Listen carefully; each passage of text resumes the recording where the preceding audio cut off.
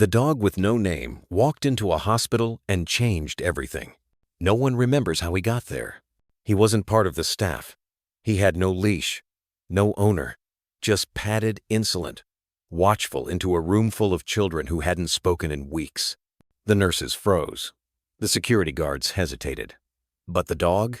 He walked straight to the girl who screamed every night in her sleep and lay down beside her. And for the first time in months, she didn't scream. Who was he? Where did he come from? Why did every broken soul seem to find peace in his presence? This is not a fairy tale. It's not a training video. It's something deeper. A true story of trauma, rescue, and redemption. Of one animal who didn't need words to speak. His name is Finn, and once you know what he's done, you'll never forget him. The rain came down in unrelenting sheets, as if the sky itself were grieving. Emily Hartley adjusted the strap of her worn canvas bag and hunched her shoulders against the biting wind. Her breath came in fast, uneven clouds, half from the cold, half from the knowledge that she was again running late. Her shift at the St. Haven Veterinary Clinic was supposed to start in 20 minutes. At this rate, she'd miss the bus entirely. She cursed under her breath and picked up her pace, boots slapping against the slick pavement. Her coat thrifted last winter and already fraying at the cuffs was soaked through at the seams. Each gust of wind sliced through the fabric like knives. Her earbuds, long dead from water damage, dangled uselessly around her neck. The sound of the city was muted by the storm. No horns, no chatter, only the rhythmic percussion of rain and the occasional lonely screech of tires on wet asphalt. She cut left down a narrow alleyway, ignoring the no trespassing sign nailed crookedly to the chain-link fence. It was the kind of shortcut she only took when desperate in an abandoned lot behind a boarded-up factory, overgrown with weeds and rusted debris. During daylight and better weather, it still gave her the creeps. But this morning, the storm was louder than her caution. She just wanted to get to the clinic, to warmth, to coffee, to something that made sense. She was halfway across the lot when she heard it. Or rather felt it. A ripple in the air, a kind of stillness that pressed against her skin. She slowed instinctively, unsure what had triggered the sudden prickle running down her spine. Her eyes scanned the lot. Broken concrete, water pooling in craters, tangled vines clinging to warped fencing. Nothing out of place. Nothing. Then she saw it. At the far end of the lot, near an old utility pole mottled with rust, something dark hunched in the grass half, hidden by weeds and a collapsed section of fencing. At first glance, it looked like a pile of garbage bags, soaked through and lumped together. She would have kept walking, but something twitched. Emily froze. She squinted through the downpour. Another twitch subtle, like the faintest flinch of breath. Slowly, her feet moved on their own, step by cautious step through the mud. The closer she got, the less sense the shape made. It was too still, too wrong. Then, as a gust of wind parted the tall weeds, her stomach dropped. It wasn't garbage. It was a dog. A large one, emaciated, soaked, coated in thick, matted fur that clung to its gaunt frame like armor made of filth. It lay curled unnaturally close to a rusted metal pole, barely distinguishable from the dirt and decay around it. A heavy chain was looped tightly around its neck, padlocked just inches from the metal base. The chain was so short, the animal couldn't even lie. Fully stretched, it had contorted itself into a miserable crescent just to fit within its cruel boundaries. Emily took a half step forward.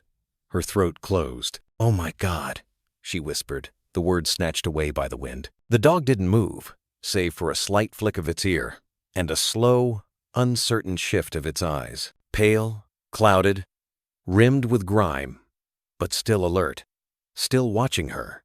There was no growl, no bark, just resignation. A silence so complete, it felt like defeat given form. Around the dog there was nothing, no shelter, no bowl, no trace of food. Only a cracked plastic container half filled with greenish rainwater. The ground beneath was a muddy track worn smooth from pacing in place. Waste pooled near the chain's radius. Emily realized with a sick twist in her stomach that the dog had likely been here for weeks, maybe months. Her bus roared by in the distance. She didn't even turn. Instead, she lowered herself slowly to a crouch, careful not to make sudden moves. Rain soaked through her jeans instantly, but she didn't notice. Her eyes locked with the dog she saw. Something intangible passed between them. A question, a plea, a fragile tether that neither of them had words for yet. "You're not supposed to be here, are you?" she murmured. Her voice cracked in the cold. "How long have you been waiting?" The dog didn't blink, didn't growl, didn't even flinch. Emily's heart clenched. She reached into her coat pocket with trembling fingers, pulled out her phone and tapped the screen. Her fingers hesitated only once before hitting the number saved under Clinic Emergency, Dr. A. "Hey, Jesse, it's Emily. I'm going to be late. I found something." "No, not a stray. This is deliberate neglect, like criminal. Bring bolt cutters, gloves, the van. He's in bad shape." She hung up, the sound of her breath loud in the hush that followed. The rain softened briefly, just enough to let her hear the rattling wheeze of the dog's breath. Emily stayed where she was, not daring to move closer, but not willing to move away. Minutes passed. The dog's eyes never left her. He wasn't just broken, he was waiting. And somehow, that made it worse. When the clinic van finally rumbled into view, headlights cutting through the fog, Emily stood up and waved them over, never taking her eyes off him. The team emerged quickly, Jesse, Dr. Arnold, 2 vet techs all soaked and silent within seconds. They approached carefully, gloved hands steady, voices low. The dog didn't resist when they slipped on a muzzle, didn't jerk when the bolt cutters clanged against the chain. He only shivered once, then lay still as the links gave way. Emily stepped forward as they loaded him into the crate. She bent low, her face just inches from his. "You're safe now," she whispered, her voice catching in her throat. The dog blinked slowly. His eyes met hers for a fraction of a second longer than before. And just like that, something shifted. Not much. Not enough to name. But just enough to begin. Emily had seen her fair share of heartbreak and animal rescue burn wounds, from boiling oil, kittens sealed in cardboard, pit bulls left to starve in basements, but nothing prepared her for the moment her peripheral vision betrayed her. She had already passed it. A hunched shadow at the edge of sight, crouched low near a rusting utility pole buried in overgrowth. She almost kept walking, the image dismissed as debris, a heap of garbage bags left to rot in the rain. But something in her chest clenched. Her feet stopped before her mind caught up. She turned slowly, rain dripping from her hood and eyelashes, blurring her vision just enough to make the shape shimmer like a mirage. A shiver moved down her back, deeper than cold, lodged somewhere between instinct and dread. Emily squinted through the downpour. The weeds parted slightly in the wind, and the illusion fell away. It wasn't trash. It was a dog. Large, motionless, nearly unrecognizable beneath layers of matted fur and filth. His coat, if one could call it that, had fused into clumps, packed with mud and human waste, plastered tight to a skeletal frame that no longer fought gravity. He looked like he'd melted into the earth, a creature hollowed by time and abandonment. She took a step closer, the mud sucking at her boots. A second step, then she saw the chain. Thick and rusted, looped tightly around the base of the utility pole and up to the animal's neck. No more than a foot of slack. It kept him pinned in a cruel radius, barely able to lie down, let alone stand. The collar had bitten deep into the skin beneath his fur, leaving raw, oozing welts around his throat. The flesh was discolored, inflamed, and in some places, scabbed over the steel. It wasn't just cutting in, it was becoming part of him. Emily's stomach turned. She knelt slowly, keeping a careful distance. The dog didn't lift his head, didn't growl. His ears barely flicked at her presence. His body was so still it barely seemed alive. And Yeth's eyes were open, pale amber, clouded by what looked like an untreated infection ringed with grime. They locked onto hers with an intensity that made her breath hitch.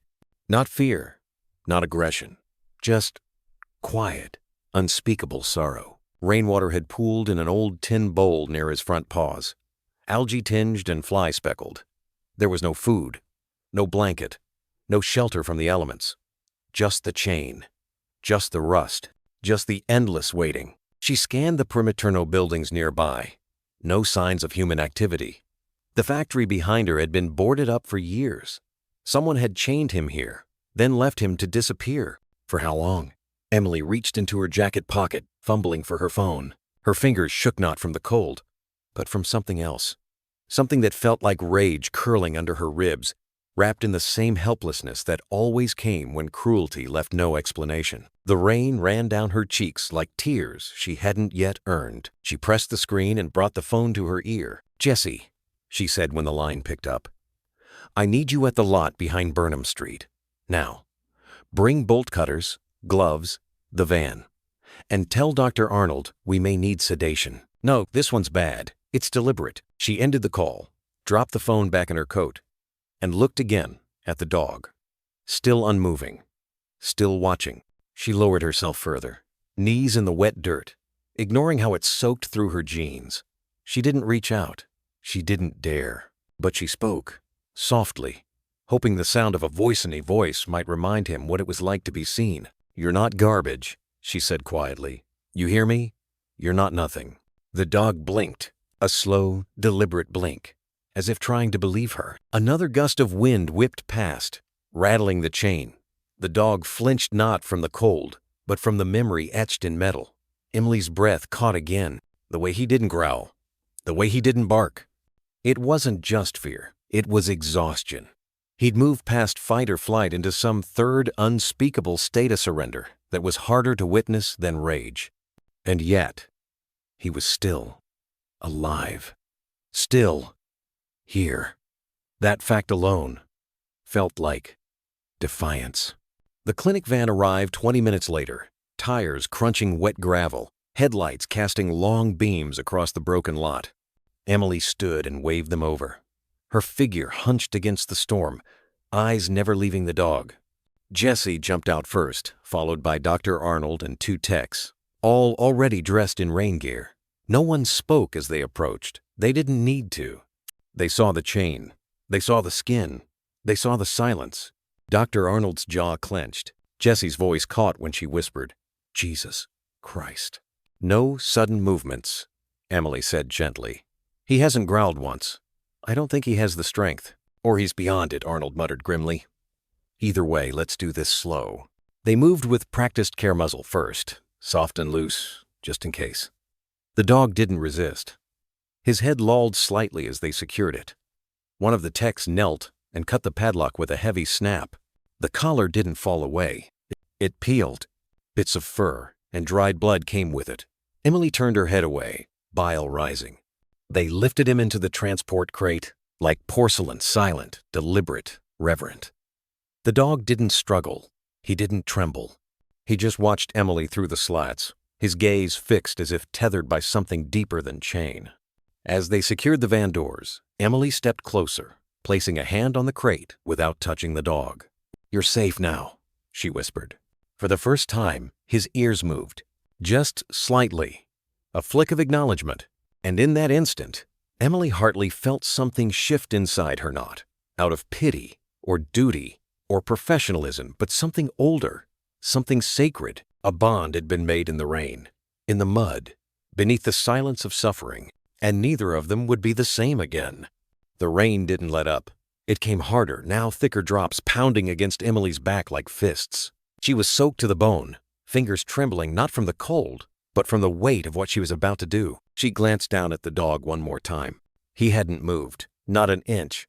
But he was still watching her, his pale amber eyes fogged with illness, but somehow holding her in place. There was something unspeakably ancient in that gaze, like he'd seen the worst of the world and no longer expected anything different, and yet hadn't looked away. That's what undid her. Not the filth, not the chain, not even the gaping wound encircling his neck like a permanent brand. It was his stillness, his waiting. Emily's fingers fumbled in her coat pocket as she pulled out her phone. Her contacts were blurred from rain and shaking hands, but she knew who to call. Not animal control, not the city hotline, the clinic. Her people. She tapped the number saved as St. Haven Emergency and pressed it to her ear. It rang once, twice, then St. Haven Veterinary. "Jesse, it's me, Emily. I need help. I'm behind the Burnham Street lot. You know the old factory with the broken fencing?" A pause. "Emily. Wait, are you okay?" "I'm fine, Eno. I'm not fine. There's a dog, German Shepherd, male, I think. Large. Maybe 4 or 5 years old, but I can't tell. He's chained. Really bad condition. This isn't just a stray, Jesse. This is cruelty, deliberate. I think he's dying. Jesse's voice shifted instantly, the calm professionalism she always carried clicking into place. Okay, we're on it. Dr. Arnold's here. I'll bring the van, bolt cutters, and sedation kit just in case. Hurry, Emily said. Please. She ended the call and slid the phone back into her coat. Her hands were numb now, the water dripping from her sleeves in rivulets. She wiped her face with the back of her wrist and took a breath she didn't feel. Still, she didn't leave. Her shift had started 10 minutes ago. Her bus had long since come and gone. None of it mattered anymore. She knelt again. Just outside the dog's reach, rain soaking through the knees of her jeans, as if the earth itself wanted to claim her. I called help, she said softly. They're coming for you. No response. No blink. Just the slow rhythm of his labored breathing, his ribs rising and falling like reluctant waves. Emily stayed like that for nearly 20 minutes. She didn't speak again, afraid even words might break the fragile tether forming between them. But she kept her eyes on him, and he, miraculously, kept his on her. The sound of tires crunching through wet gravel snapped her out of the trance. Headlights cut through the fog, illuminating the lot in silver. The St. Haven van came into view like a lifeline. Its side read, Emergency Response Team, Animal Welfare Division. That wasn't just protocol. That was a promise. Jessie was the first to jump out, raincoat already zipped, hair pulled back, eyes sharp. Behind her came Dr. Arnold, tall and somber, followed by 2 vet techs carrying crates, medical bags, and a pair of industrial bolt cutters. They approached fast, but Emily raised a hand. Go slow, she said, standing. Her voice cracked. He hasn't moved at all. No growling, no flinching. Just still. Dr. Arnold surveyed the scene in a single sweep, his eyes tightening when he saw the chain, the collar embedded in skin, the puddle of green water serving as the only offering of mercy. Christ, he muttered. The team moved in silence. Professional, efficient. But beneath every movement was an undercurrent of quiet horror, like witnessing a crime scene long after the screams had faded. Jessie slipped on gloves and pulled a soft muzzle from her pack. Let's do this gently, she said. The dog didn't fight. Not when the muzzle slipped over his snout. Not when the first tech crouched low with a blanket. Not even when the bolt cutter sliced through the padlock with a sharp crack that echoed through the lot like a gunshot. Emily winced. The chain slackened. It didn't fall away cleanly. Bits of fur clung to the metal.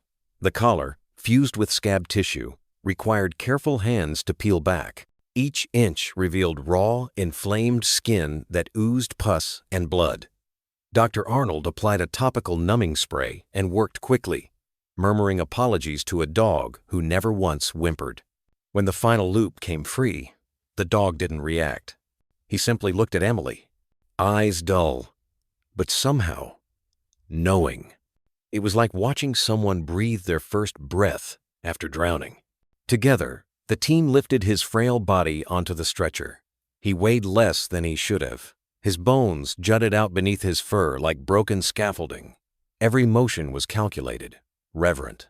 As they prepared to slide him into the van crate, Emily stepped forward. She crouched low, just once more. The dog's head shifted barely. Their eyes met. And in that moment, something passed between them. Something wordless, fragile, unbreakable. I don't know your name, she whispered, but you're safe now. A pause. Then, so faint it could have been imagined, the dog blinked, slow and deliberate. That was all. They lifted him into the crate, and Emily climbed into the passenger seat beside Jessie. As the van rumbled into motion, windshield wipers scraping away the storm, Emily turned once more to look at the cage in the back. The dog was lying down, head low, eyes half closed, but still watching, not with fear. Not anymore. With something quieter. Something that looked just a little bit like trust. The hum of the fluorescent lights was too bright, too sterile, sharp contrast to the raw silence of the overgrown lot. But here, inside the St. Haven exam room, the real work began, and the truth of what they'd rescued was only just beginning to reveal itself. Finn lay on the steel table, unconscious under light sedation. His chest rose and fell in shallow metered rhythms, his breath slightly wheezy. "Doctor." Arnold adjusted the IV line with steady hands while Jesse and the vet techs gathered the shears, clippers, antiseptics, and stainless steel trays they knew they'd need. Emily stood in the corner, arms folded tight across her chest, her soaked coat dripping onto the linoleum floor. She hadn't spoken much since they arrived. Her face was pale, jaw clenched like someone bracing for impact, but her eyes never left him. "Vitals are weak, but holding," Dr. Arnold murmured. "Start with the coat. I need to see what's underneath before we can dose for anything." The first clip of the shears was a sound that somehow felt obscene, like cutting into a secret too cruel to name. The mats came away in dense, hardened, platesome sections of fur, were so thickened with excrement and mud they had calcified into near shells. It took time, gentle hands. The clippers buzzed low, navigating carefully around inflamed skin. Jessie held up one mass in gloved fingers. "This isn't a coat," she said quietly.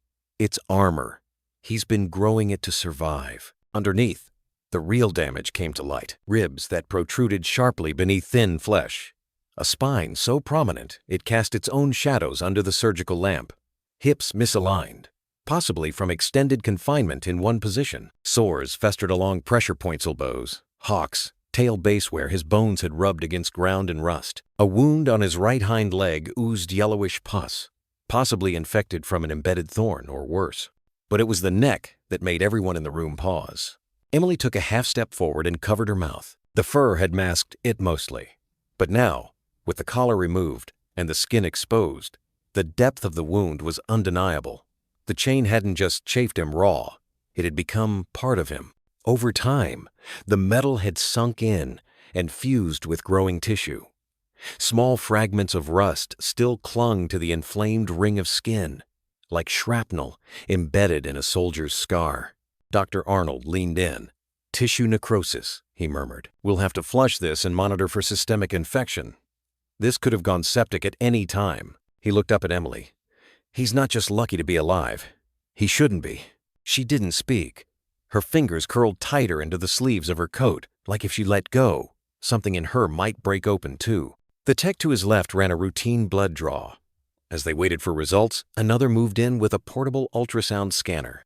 The machine beeped faintly, its blue glow flickering over Finn's ribcage. "Heart's enlarged," the tech said. "Could be advanced heartworm. We'll need confirmation, but..." She trailed off. Dr. Arnold nodded grimly. "We'll do a snap test after blood work, but I'm preparing for positive." He pressed a stethoscope to Finn's chest and closed his eyes for a moment. Then he checked the dog's gum spale, almost white. Anemic. Dehydrated. Malnourished to a critical level. Probably hasn't eaten solid food in weeks. And his teeth. Jesse opened his mouth gently. Several molars were chipped. One canine tooth was blackened, dead. It looked like he'd chewed metal for days on end. Or maybe he'd just tried to chew freedom. A silence fell over the room. They'd seen abuse. They'd patched together shattered limbs and bullet wounds. But this felt different. Not loud. Not violent. Just slow. Prolonged. Like someone had pressed mute on his life and let it wither in silence. Then came a faint beep from the microchip scanner. One of the techs had waved it across Finn's left shoulder and now stared at the display with wide eyes. We have a match." Everyone looked up. The tech tapped a few keys, heart visibly racing. "Registry says he's not a stray." Emily stepped forward. "What do you mean?" The tech looked at her, then at Dr. Arnold. "His name is Finn. Registered to the Oklahoma State Police. K-9 unit. Assigned handler, Officer Riley Keene." "Wait, Knagan!" Jesse blinked. They flagged him as deceased. The tech's voice was hushed now, like speaking too loudly might undo the moment. Presumed killed in action. Over a year ago. Dr. Arnold leaned over the table, staring down at Finna's ribs, his sunken chest, the bruises of time. This dog was a cop. Emily took another step forward. Her hand hovered inches above Finn's paw, and someone just threw him away? No one answered. The question didn't have one. The scanner beeped again. Same number, same record. Finn. Badge ID. K-9. 1,000. 180. 6. She let her hand drop, gently grazing the edge of his paw. He didn't stir under sedation, but she felt the warmth. The thrum of a heart still beating inside a body that had endured more than most human beings ever would. A dog trained to serve, left to rot. "Let's get him stabilized," Dr. Arnold said. His voice was steady again. All business. "We'll start fluids. Begin antibiotics. Prep for debridement on the neck. Run the snap test. I want daily observation." He looked at Emily, something softer now behind his eyes. "He'll need long-term care. Rehab. Probably months of it." Emily didn't hesitate. "I'll foster him." Jessie looked over, surprised. "Emily, your apartment. I'll figure it out. You work full-time. You live alone. You've never owned a dog. I know." Her voice cracked for the first time. "But look at him." She didn't point to the wounds. Not the chain marks, not the ribs. She pointed to his face. Even sedated, it was there something untouched. A quiet beneath the scars. "There's someone still in there," she said softly. "I saw him watching me before we cut the chain. He wasn't gone yet." The room was still. Then Dr. Arnold nodded. "All right," he said. "Then let's bring him back." The room had quieted. Machines beeped gently. Sterile gloves rustled as the staff shifted tasks. But the urgency had ebbed, replaced now by something weightier waiting. Emily sat beside the exam table, elbows on her knees, chin in her hands, watching the dog breathe. The sedation was light now. Finn's eyes were open, half-lidded but aware. Not alert in the way she expected, not frightened or wary or wild, just still like something ancient. Like whatever had once burned inside him had receded far beneath the surface, and only embers remained. Jessie approached with a fresh cloth, damp with warm saline, and gently dabbed around the edges of Finn's eyes. The fur around them had been thick with grime, but now she could see the lines of his face more clearly handsome ones, regal even. Underneath it all was structure, legacy, something bred for strength and purpose. A dog designed to run into fire, not away from it. "He hasn't flinched once," Jessie said under her breath. "Not with all that pain. Not even when we flushed the neck." Emily nodded faintly. "Look at his eyes," she murmured. Jessie followed her gaze. Finn's eyes weren't dulled, not exactly, but they weren't pleading either. They watched the room like it was a distant memory, like he already knew how this would go. People came, people went. Pain came. It stayed. "He's not scared," Emily said. "No," Jessie agreed. "Just tired." The cloth moved down to his muzzle, wiping away dried blood and rain mud. Emily leaned forward, squinting slightly. There was a faint scar that ran diagonally across his snout, almost surgical in precision. Jessie noticed it too. "That's old," she said. "Probably from before he was declared dead." Declared dead. The words echoed hollowly. She turned to the window. The wind outside pushed against the glass, and the clouds hung low and colorless, somewhere far off. A siren moaned once and was gone. Then, softly, almost to herself, Emily said, "His name is Finn." Jessie glanced up. The woman didn't look away from the dog. "He needs a name, and it's Finn." The silence stretched for a moment. Then Jessie's voice returned, cautious but gentle. "That's the name from the microchip. It's already his." Emily's lips twitched slightly at the corners. "I didn't know that." "You didn't?" She shook her head slowly. "I didn't remember. I just looked at him. And it came to me." Jessie studied her. There was something different about Emily now. She wasn't crying, wasn't trembling like earlier, but she had this quiet, stubborn gravity about her, like the decision had been made long before she realized it. "Finn," she repeated. Like a soldier who didn't stop fighting, even when the war forgot him. Jessie blinked. That line, it landed. Heavy, real. From the other side of the room, Dr. Arnold approached with a tablet in hand, brows furrowed. "Blood work just came in," he said, voice low. "It's rough." Emily stood slowly, her spine stiffening. "White cell count is elevated, likely infection.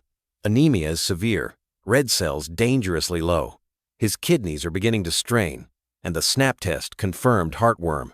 Advanced stage." She inhaled but said nothing. Dr. Arnold exhaled hard. He's not out of the woods. Truth is, he might not make it through the week. And the sentence landed like a blunt object. Emily closed her eyes for a second, then opened them again. But there's a chance, she said. Dr. Arnold didn't respond at first. Then, a small one. And even if he does survive, he'll need months of treatment. Rehab, pain management, specialized care. I'll do it. Jessie turned sharply. Emily, I said I'll do it, she repeated. Her voice wasn't loud, but it didn't waver either. Dr. Arnold tilted his head. You realize what you're signing up for? This isn't just walks and cuddles. It's injections, isolation, behavioral challenges. He may never trust humans again. Emily looked at the dogged Finn, his battered face resting on the edge of the towel. Those strange, unreadable eyes watching her without judgment or expectation. I don't need him to trust me right away, she said. He just needs someone who won't give up first. For a moment, no one spoke. Then Jessie sighed, deeply, and turned to Dr. Arnold. She means it. I know she does. He paused. We'll need foster paperwork, vet plan, daily logs, a plan for transport. I don't have a car, Emily admitted. Jessie lifted a brow. Then how do you plan to— I'll walk, Dr. Arnold chuckled softly. Even in the snow? I grew up in Maine, Emily replied, deadpan. Snow's just weather. That pulled a smile from Jessie, reluctant but genuine. The vet looked back at Finn and nodded slowly. We'll draw up the plan, but be ready. This won't be easy. It might even break your heart. Emily met his gaze, then looked back down at the dog. I think it already has. For the first time since they'd brought him in, Finn shifted. Not much, just a twitch. The faintest lift of one paw, like muscle memory more than movement. His nostrils flared once. His ears didn't rise, but they stopped drooping quite so low. Jessie leaned in, whispering, Did you see that? Emily didn't answer. She just reached out and touched his headlight. Cautious. I see you, she whispered. You're not a ghost. And though he didn't lift his head, didn't wag his tail, there was the smallest change in his breathing. Like a thread had been pulled taut between them, thin, fragile, but there, a spark. The snow had turned soft, slushy, at the edges. Emily stood at the corner of her small kitchen, the cordless phone wedged between her ear and shoulder as she stirred a chipped mug of tea she hadn't touched in over an hour.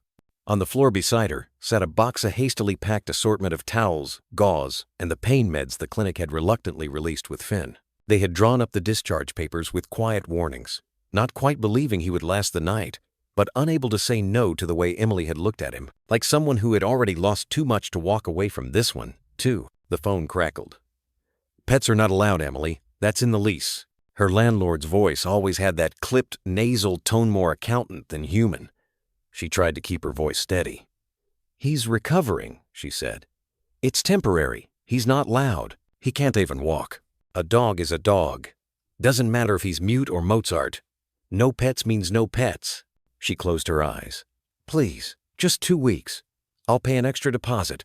I'll sign anything. We had this discussion last year when someone tried to sneak in a parakeet. You remember how that ended? She remembered. The woman had been evicted over a bird that sang too early. I'm trying to do something good, Emily said, softer now. There was a long pause on the line. I believe you, he said. But I run a building, not a rescue. And then he hung up. Emily stood in the silence, the dial tone buzzing faintly before she pressed END. She let the phone fall onto the counter and pressed her palm over her eyes. For a moment, it was too quiet. Then a low breath from the corner drew her attention. Finn lay curled on a blanket in the laundry nook, his side rising shallowly, bandaged neck resting against a rolled towel. His eyes were half open, glazed with exhaustion. But even in the soft dark, they found hers. No words, no whine, just that look like he knew. Emily crouched down beside him, reaching out to gently adjust the blanket around his hips. The warmth in the apartment was mild at best. The radiators hissed like tired lungs. I'm breaking the first rule, she whispered. No pets allowed. Finn blinked. Slow. Trust wasn't there. Not really. But something else was. Recognition. She sighed and stood, walking to her bedroom. Her phone buzzed once on the nightstand low battery. Reflexively, she opened the Facebook app. She hesitated, then tapped Create Post. Private, friends only. I know this might not matter to most of you, but I found a dog this week. Or maybe he found me. He's hurt, badly, and I don't think anyone else was going to save him. I can't keep him in my apartment because of lease rules, but I can't send him back to die alone in a cage. He's quiet. He's broken, but there's something in him that survived anyway. If anyone knows someone who can help just for a little while, please message me. She hit post before she could overthink it, then set the phone down and returned to Finn. The night stretched long. She nodded off on the floor beside him, her head against the wall, listening to his breath like a slow metronome. When she woke, morning had bled into the gray-blue hour before dawn. Her phone had died completely. She plugged it in while brushing her teeth with one hand, checking the screen with the other. 14 notifications. 6 comments. 2 messages. Her breath hitched. She tapped. One message was from a college friend, offering thoughts and a sad emoji. The other was a short reply from a name she didn't recognize. Allison Grant. Asterisk. I saw your post. I live near the edge of town, east of Hawthorne Creek. Retired librarian. My golden retriever, Marlowe, passed last spring. I wasn't ready for another dog, but maybe I'm ready to help one who doesn't need to be mine. My home is quiet. Fenced yard. No stairs. I have blankets, books, and time. If you're still looking for a place, he's welcome here. Asterisk. Emily stared at the screen. She clicked on the profile. An older woman, early 70s maybe. Pictures of a gentle-looking golden retriever curled by a fireplace. Quotes from Jane Austen and Maya Angelou in her bio. Emily's hand trembled as she typed back. Thank you. I'm crying. Yes, please. When can I bring him? The response was almost immediate. Any time after 10. I'll have the kettle on. Emily looked at the time. It was 7:48 a.m. She turned to Finn. We found someone, she whispered. He didn't move, but his ears twitched faintly. That was enough. The van rattled gently down the winding road east of Hawthorne Creek, tires hissing on wet pavement. Morning light pressed through the overcast sky like it didn't want to disturb anyone. Emily sat in the back beside the crate, one hand resting just outside the open metal bars. She didn't try to pet him not since she'd learned that even gentle gestures could trigger something deep and broken in him, but she left her hand there, close enough to say, I'm here. I'm staying. Finn lay inside the crate, unmoving. No growl, no whimper, no sound at all. His chest rose and fell, slow and shallow.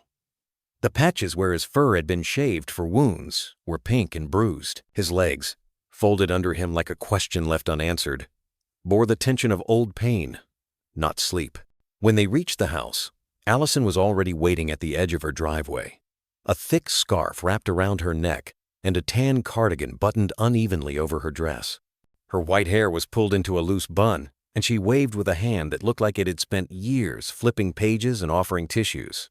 Emily climbed out first, then opened the side door to the van. She braced herself, but Finn didn't move. Allison stepped closer, her boots crunching softly on the gravel.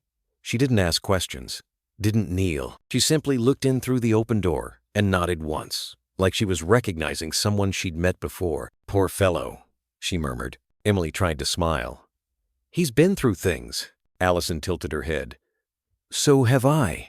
Together, they carried the crate gently into the house. The path led to a wraparound porch, the wood old but clean, and inside was warmth not just from the heater, but from the way everything seemed to speak in soft tones. A teapot still steamed on the kitchen counter. Books lined the shelves like old friends who never interrupted. A framed photo of a golden retriever rested on a side table, his eyes bright with the kind of joy Finn no longer knew. The room had been prepared exactly as promised. A soft, padded mat had been laid by the low window. Beside it, an open crate with a thick blanket tucked inside. Water bowl. Food untouched but ready. Everything positioned low, within reach. A small radio played something classical, barely audible. Emily crouched near the crate door. Hey, she whispered. We're here. Finn didn't lift his head. Very slowly, she unlatched the crate door and opened it.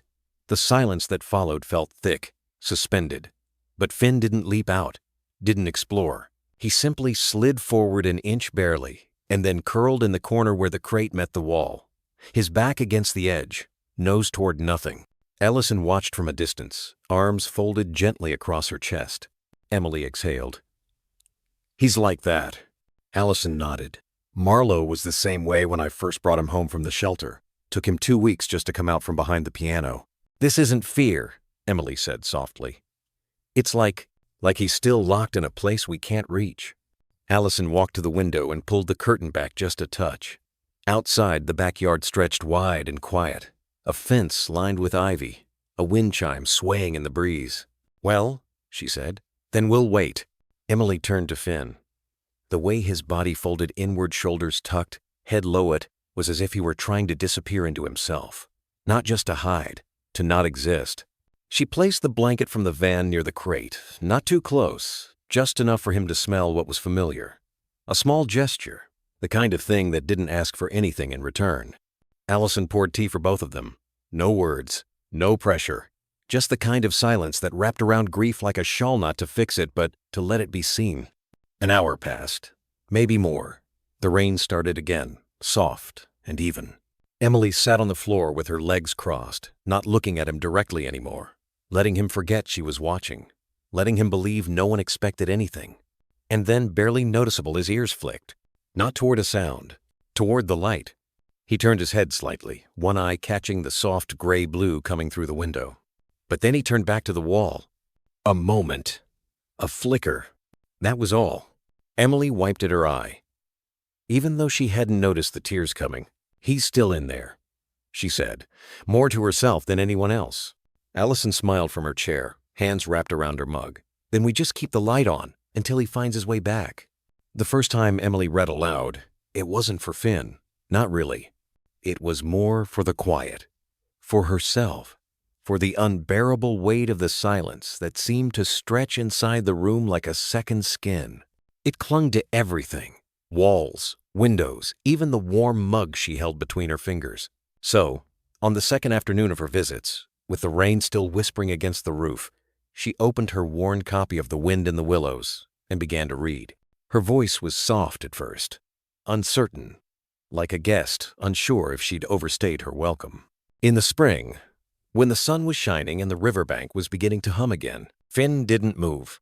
He didn't raise his head, didn't blink, didn't flinch, but one ear, ever so slightly, turned, Emily noticed. By the end of the page, she was reading more steadily. Not animated, just steady. Enough to give shape to the space between them. The next day, she brought a stack of old favorites books her mother used to read before bed. Stories with rhythm and silence and kindness tucked between the lines.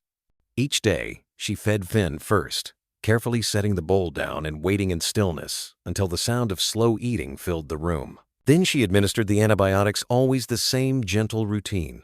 Warm compress, antiseptic, subcutaneous shot while murmuring soft encouragements, even if she wasn't sure he heard. And then, when the clinical things were done, she'd sit cross-legged on the floor with a blanket wrapped around her shoulders and read. Always from the floor, never the chair, never above him. By the fourth day, she noticed something. He wasn't facing the wall anymore. He lay curled against the far side of the crate, but his head was turned not toward her, but toward the sound, that half-listening posture, like someone who's pretending not to care but doesn't miss a word. She switched books, picked something slower, more contemplative. Charlotte's Web. She didn't read the dramatic parts, just the gentle passages, the ones about morning light over hay and the rustle of straw and the stillness of waiting animals. And on the fifth day, the shift happened. Not with sound, not with movement, but with presence. Emily had just finished reading a paragraph when she glanced down and saw it. Finn's head still low, still heavy-had, slid from the crate and was resting gently against the edge of the bedroll she used when she stayed late. It was such a small thing, barely a gesture, but it was the first time he'd reached out to anything that wasn't necessary for survival. She didn't speak, didn't cry out or praise him. She simply kept reading. She turned the page slowly, voice steady, heart caught somewhere between the lines. Because this wasn't about obedience, wasn't about progress in the way humans chart it check marks and milestones. It was about trust, The kind that didn't come from coaxing or commands, but from showing up over and over, quietly, gently. That night, when she got home, she stared at the photo of her father that sat on the kitchen counter. A man with calloused hands and a fireman's badge tucked into the frame. A man who used to say, "Sometimes healing sounds like silence." She ran her thumb along the edge of the picture. "I think he's listening," she whispered. The next morning, when she returned to Allison's, the blanket by the crate had been disturbed, a faint depression where a body had shifted, a few stray hairs left behind. Allison greeted her at the door with a knowing smile. "He moved in the night. I didn't see it, but the bowl was empty when I woke up. First time." Emily couldn't help it. She smiled wide and full. She sat on the floor again, the book already open in her lap. She didn't even say hello, just began where she'd left off. Finn didn't flinch. He didn't retreat to the far corner. He simply listened, ears flicking softly with each word, like the sounds were brushing against some long-forgotten memory. By the time she reached the last line of the chapter, he was asleep, not curled in on himself in the tight, defensive way she'd first found him, but stretched slightly, one paw extending across the blanket like a child reaching for something in a dream. The porch light cast a soft amber glow over the walkway, cutting through the early winter mist that curled low around Allison's garden beds. Emily pulled her jacket tighter, breath-forming clouds as she stepped through the gate for the 5th night in a row. Same hour, same rhythm, and still no expectations. She no longer hoped for progress, not in the conventional sense. She came for presence. Inside, the house felt wrapped in a kind of hush that Emily had grown to love. The tick of the wall clock, the creak of the floorboard she always forgot about, the low hum of the space heater beside Finn's crate. He was lying down when she entered, the same position he always took around this time, head resting just beside the soft fleece blanket Allison had laid out. Eyes half closed but not asleep. Emily gave him the same nod she always did. No sudden movements, no soft baby talk, just respect. Dinner had been left an hour earlier, and the bowl was licked clean. That, in itself, had once seemed like a miracle. Emily didn't say much tonight. Her voice was scratchy. Too much air conditioning at work. Too many restless dreams. So instead of reading, she simply sat, cross-legged on the old woven rug, coat still on, gloved hands resting in her lap. Finn watched her the way he always did, without blinking, as if studying something in her Emily didn't even know she carried. Like an archaeologist of the soul trying to unearth whatever it was that made her come back night after night, with nothing asked in return. 15 minutes passed, then 20. She sighed, reaching for her keys. "I should go," she whispered more to herself than to him. "Long day tomorrow." As she stood, she reached automatically toward the little tin canister of treats on the shelf, something she always left unopened, just to show it was there. A choice, not a bribe. But something shifted. She didn't hear it first. She felt it. A change in the air, like the weight of the moment, had recalibrated. She turned slowly and froze. Finn had risen, just his front half legs planted, head lifted, and he was watching her, no longer with that distant stare, but with a softness that hit her somewhere deep in the ribs, alert, focused, present. Then, carefully, he stepped forward. One paw, a pause, then another. By the time he was 3 feet from her, Emily had forgotten how to breathe. He didn't rush, didn't sniff the floor or the air. He was deliberate, like every part of him was translating a language older than memory. And then he reached her. Not all the way, not with his body, but with his nose. Just the tip. He brought it forward, slow and shaking slightly, until it hovered near her glove. Then he chose. He sniffed. Not the frantic sniff of a hungry stray or the hyper sniff of curiosity. It was deliberate, tentative, a question. Emily didn't move, didn't blink, didn't even smile. She just stood there, keys clenched in one hand, the other hanging at her side, trembling so slightly that she barely noticed it. And then, just as quietly as he'd approached, Finn pulled back. 1 step. 2. Eased himself back into the crate like nothing had happened, like it hadn't been a revolution. Emily whispered, "Good night," and left the room without a backward glance. She made it to the car, got in, closed the door, and then the tears came. Not loud, not gasping, just overwhelming. A rush of awe and disbelief that poured down her cheeks, soaking the collar of her coat as she pressed her forehead to the steering wheel. She didn't even know what she was crying for exactly. Maybe because she had seen something sacred. Maybe because something had shifted, and she knew they weren't going back to what they were before. Finn had crossed a line. No, that wasn't quite right. He had chosen to cross it. And it wasn't about her. It was about him, about whatever internal compass had told him, this one is safe. About whatever fragments of memory still haunted his body, but hadn't stopped him from reaching out, just for a moment, to touch the present. She didn't text anyone, didn't post about it. She just let herself cry, alone in the quiet night, wrapped in the echo of emotion so simple it could have gone unnoticed by anyone else. But not her. Because sometimes healing doesn't look like wagging tails or licks or leaps. Sometimes healing is a sniff, a breath, a choice. And that night, beneath a halo of porch, light, and mist, a girl and a ghost of a dog shared something too old to name. The rain tapped lightly against Emily's kitchen window, rhythmic and soft, like a metronome for the thoughts racing through her mind. She hadn't meant to go digging. Not tonight. Not after the week she'd had midterm reports, double shifts, another call from her sister about their dad.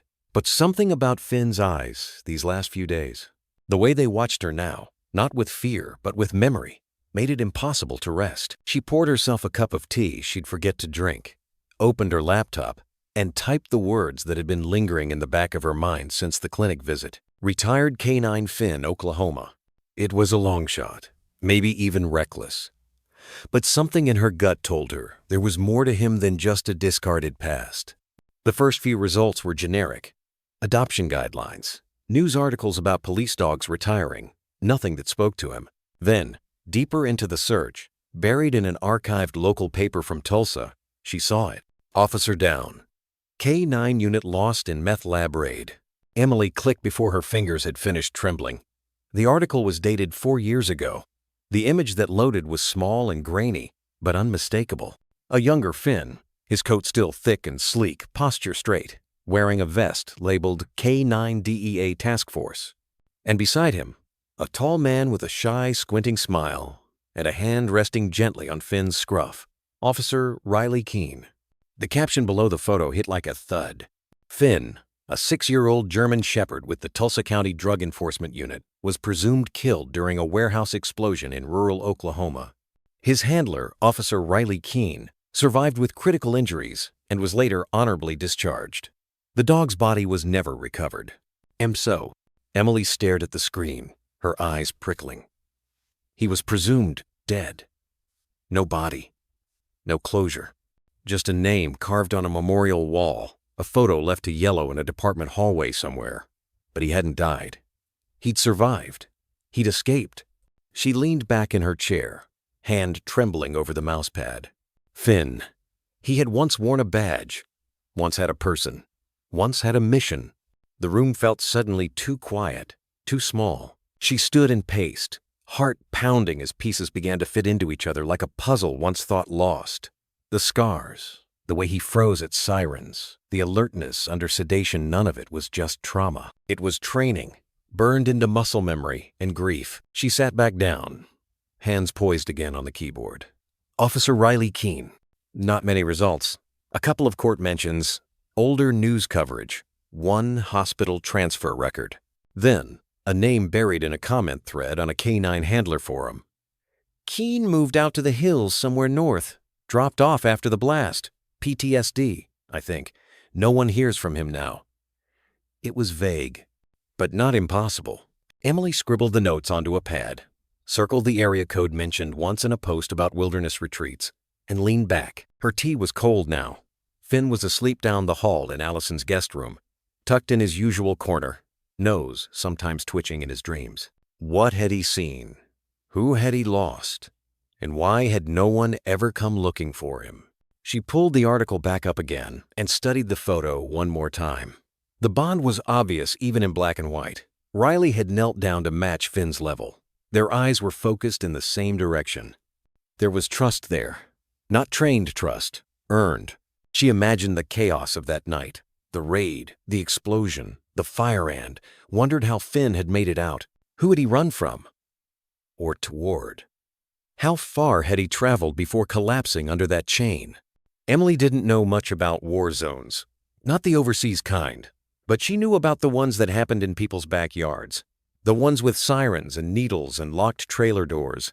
Whatever mission the team had gone on 4 years ago had left more wreckage than what made the news. She pulled out her phone, stared at it for a long moment, then tapped to open her contacts. There was a name she hadn't dialed in months. Theo Animal Rescue Logistics. He owed her a favor. Actually, two. She typed, "Need to find XK9 handler. Riley Keene, Oklahoma. No pressure, just trying to return something lost." She hesitated before sending, then hit send. She sat in silence after that. Let the weight of what she had uncovered settle like dust on old furniture. Somewhere, there was a man who had buried a ghost. And somewhere in the next room, that ghost was sleeping alive, breathing, and slowly, quietly, trying to trust again. It happened on a Tuesday, the kind of gray, unspectacular day that usually disappears into the folds of memory. But not this one. Emily would remember it in fragments, light filtering through kitchen curtains, the distant hum of traffic, and the sound of a dog sitting without being told. She hadn't given a cue. She hadn't said a word. But when she turned from the sink with Finn's morning antibiotics in hand, there he was, sitting back straight, gaze alert, posture exact, not relaxed, not casual, professional, like a soldier awaiting orders. Emily froze. So did he. Their eyes met for a beat too long. Then Finn turned his head toward the hallway just slightly, ears up. Emily followed his gaze. A truck rumbled past the house. That was all. Nothing out of place. But Finn's body stayed locked in position, chest tight, like he was cataloging every vibration, every shift in air pressure. "He's scanning," she whispered, though there was no one else in the room. The next few days confirmed it. Finn had begun mapping the house not as a pet, but as if it were a perimeter. He moved from room to room with an eerie, silent rhythm. Never aimless, always checking corners, always aware. When someone knocked UPS, the neighbor, a kid selling chocolate, he didn't bark. Instead, he stood completely still, muscles coiled, ears up, tail still, eyes trained on the door with a stare that saw through it. Not aggressive, ready. And when Emily, or sometimes Allison, touched the doorknob, he moved slightly back, positioning himself diagonally, not in the way, but within reach, as if to cover them, shield them, or be first. "He's protecting you," Allison had said one afternoon, standing behind the screen door with a bag of groceries. "Not like a pet, like a partner." Emily nodded, her throat tightening. She wanted to smile, to accept it as progress. But there was something else under it, a trace of sorrow in every movement. Because Finn didn't choose to guard. He was trained to. And that kind of duty didn't disappear just because the uniform was gone. There were other signs, too. He flinched not, obviously, but enough for Emily to catch it whenever the radio crackled on Allison's kitchen counter. One time, it played an old police frequency by accident. Finn dropped low to the ground instantly, body trembling. Emily turned it off and sat beside him for an hour without saying a word. Doors made him uneasy. Not all doors, just the ones that led outside. He would approach them, then freeze a few feet away, staring, head low, as if weighing the consequences of what was beyond them. Sometimes Emily caught him scanning the ceiling, not sniffing for smells, but watching for patterns, exits, or the kind of overhead threats no regular dog would even think to notice. Each behavior carved a new line into her understanding of him. He wasn't just recovering, he was remembering. That night, she couldn't sleep, so she researched. Dogs with PTSD, military deprogramming, the 9th of December impression therapy. She dove into rabbit holes of case studies, handler testimonials, trauma patterns. The same terms kept surfacing: trigger pairing, threshold management, anchoring through scent, predictable ritual. Emily exhaled and scribbled notes. She couldn't undo the war he'd lived through, but maybe, just maybe, she could help soften it. The next morning, She changed everything. She stopped slamming cabinets. She unplugged the radio completely. She replaced it with a soft playlist of classical piano sound she remembered from her own father's recovery after the stroke. She brought lavender oil from home and added 2 drops to a cotton ball, setting it discreetly in the corner near Finn's bedding. She kept her routines precise. 7:30 a.m. feeding, 8 o'clock antibiotic injection, 10 o'clock walk along the fence. At 4 p.m., she sat cross-legged near his crate, opened the same book every time, and read in a steady voice. Never rushed, never loud, just rhythm and presence. By the end of the week, Finn had memorized every move. He no longer stood when Emily entered. He waited, tail twitching once in acknowledgement. A subtle sign, but to her, it was everything.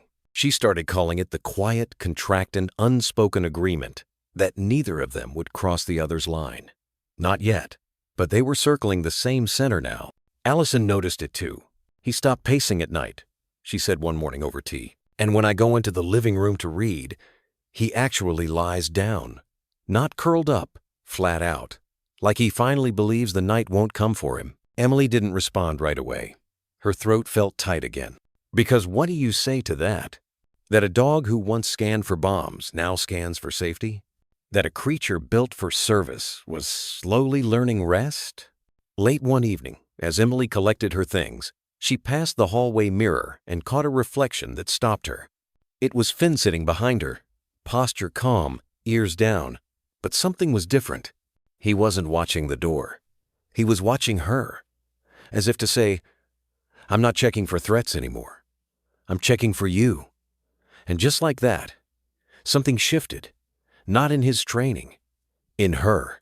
The house was quiet. Outside, wind moved gently through the branches of the maple trees, their shadows dancing across the walls in slow, leafy patterns. The kind of silence that only comes past midnight, when the world feels paused and everything sharp softens. Emily lay curled on a folded blanket near Finn's crate, her breath steady, one hand resting on the worn spine of the book she hadn't finished reading. She'd stayed longer that evening, not because Finn needed another injection, his wounds were healing.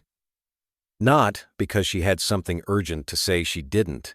She stayed because something in her chest told her that he shouldn't sleep alone tonight, and in truth, neither should she. The dim light from the hallway spilled just enough glow into the room to catch the slow rise and fall of Finn's ribcage. He lay inside the open crate, body curled, head tucked near his forelegs, peaceful. For now. Emily let her eyes close, but minutes later, she heard it, a sound that didn't belong to the house. A soft, broken whimper barely audible at first, then another, sharper, then a muffled growl, low and raw. She sat up instantly. Finn? The word barely left her mouth before he kicked. His leg jerked out once, then again hard. His tail thumped against the crate wall. His ears twitched violently. Another whine escaped, this time laced with panic. Not the kind of dream you shake off with a stretch and yawn. This was a memory, bleeding through the thin veil of sleep. Emily crawled closer. Hey, she whispered, reaching a hand forward, careful not to enter his space. You're okay. You're safe. Finn's breathing grew ragged. He let out a bark in his sleep, sharp and guttural. Then his body stiffened, as if anticipating impact. His nails scraped the edge of the crate floor. Emily didn't move any closer. She just lay beside him, her body parallel to his, her voice as soft and steady as she could make it. You're not there anymore, she whispered, barely above breath. No one's coming for you. You did your job. You came home. That's enough now. His ears flicked. Then a small sound escaped him, something between a sigh and a moan. His leg twitched again, this time slower, then stilled. Minutes passed. His breathing settled, chest rising and falling in quiet rhythm again. Then, slowly, tentatively, he shifted, just a little. Enough to stretch his foreleg forward, enough that the edge of his paw rested beside the tip of Emily's boot. She didn't move, didn't even blink. That touch barely grazing, her foot felt like something sacred. Like a bridge he was trying to build, plank by plank, across a chasm carved by pain. She felt her eyes sting and had to bite her lip to keep from saying anything. To break the silence now would be to dishonor the courage it took for him to reach. They stayed like that a long time, two souls breathing in the dark. Emily watched the moonlight crawl across the hardwood floor until it reached the hem of her jeans. Finn didn't move again, but his head shifted slightly, just enough to rest beside the rubber sole of her sneaker. His ear twitched once, then nothing. He was asleep again. But this time, the sleep was quiet. No twitching, no growling, just the slow rhythm of a dog relearning what it meant to rest without fear. And in that stillness, Emily understood something that hadn't quite clicked until now. It wasn't just that Finn was healing, it was that he was choosing to, with every inch he closed between them, with every flick of the ear that said, "I hear you," with every breath that slowed. Under the sound of her voice, he was choosing to trust. Not blindly, not fully, but enough. Enough to share silence. Enough to ask, without asking, "Will you still be here when I wake up?" Emily lay back down, her face turned toward him. She whispered one more thing before closing her eyes. "I'm not going anywhere, buddy." And she meant it. It happened without a cue, no coaxing, no treat hidden in a palm, no whispered encouragement from across the room. Just a quiet afternoon, the late autumn light sliding lazily through Allison's bay windows, dust particles floating like soft ghosts in the air. Emily had come over with her usual tote books, gauze, a thermos of chamomile tea butt. The routine had long stopped feeling like caregiving. It felt more like visiting an old soul who didn't need to speak to be understood. Finn was lying in his usual spot, near the low bookshelf, his head turned toward her as she settled on the floor. She read aloud, "The Secret Garden Today Her," voice even, melodic, pausing here and there to let the words breathe. Finn's eyes stayed half-lidded, his ears occasionally twitching with the cadence of the sentences. Then, mid-sentence, he stood. Not abruptly, not with alarm. It was almost careful, as if he was testing the weight of something invisible between them. Emily's voice faltered but didn't stop as she watched him cross the short space between them. She sat with her legs folded, hands resting loosely in her lap, unsure if she should freeze or breathe or speak. But he decided for her. He sat, and then, with the slow deliberateness of a creature who had known pain and no longer feared it in this moment, Finn lowered his head, right into her lap, the weight of it solid, warm, heavy, with trust landed with a finality that made something inside her cave in. His eyes didn't close immediately. They looked up at her first, dark and unreadable, the way storms sometimes stare at you from the edge of the horizon. Then he sighed, deep, full. His body relaxed, muscles softening under her touch as she slowly, carefully ran her fingers along the line of his ear. Emily didn't say a word, but her phone, resting just inches away on the rug, was already recording. She hadn't meant to. She'd started the recording earlier that day just to capture some footage for her own records documentation of his progress. But the frame had stayed focused long enough to witness this. His choice. His moment. And that made all the difference. Later that night, after Finn had fallen asleep near her feet and she'd walked quietly to her car, she sat behind the wheel for almost 10 minutes, phone in hand, thumb hovering over the screen. The video was only 24 seconds long. But something about it felt sacred. She wasn't trying to go viral. That wasn't the point. But something in her gut told her it needed to be shared if, not for attention, then for what it meant. So she posted it. A quiet caption beneath the video. Just a few words. "He put his head in my lap today. After all he's been through, he chose to trust. His name is Finn, and he's teaching me what healing really looks like." She shared it with her close friends, marked the post as private, friends of friends, and went to bed unsure if she should have shared it at all. But the world had other plans. By morning, her phone was buzzing like a hive. Comments, messages, tags. A former K-9 officer in Florida, a trauma therapist in Montana, a widow in Oregon who said the video helped her cry for the first time in months. It had traveled farther than she expected, faster than she was ready for. When she checked the views at noon, it was at 102,843. She stared at the number for a long time, as if it might turn into something else. Allison peeked over her shoulder in the kitchen. "Well," the older woman said, sipping coffee from a chipped mug, "looks like the world just met Finn." Emily laughed, but her eyes were wet. She turned the phone around and showed the screen to Finn, who blinked slowly and then resumed licking peanut butter from a Kong toy without a trace of vanity. He had no idea. Or maybe he did. Maybe some part of him buried deep beneath trauma and duty and lost knew the world needed to see this side of strength. Not the side with teeth bared and orders followed, but the side that chooses softness. That lays its head down not because it's defeated, but because it's beginning again.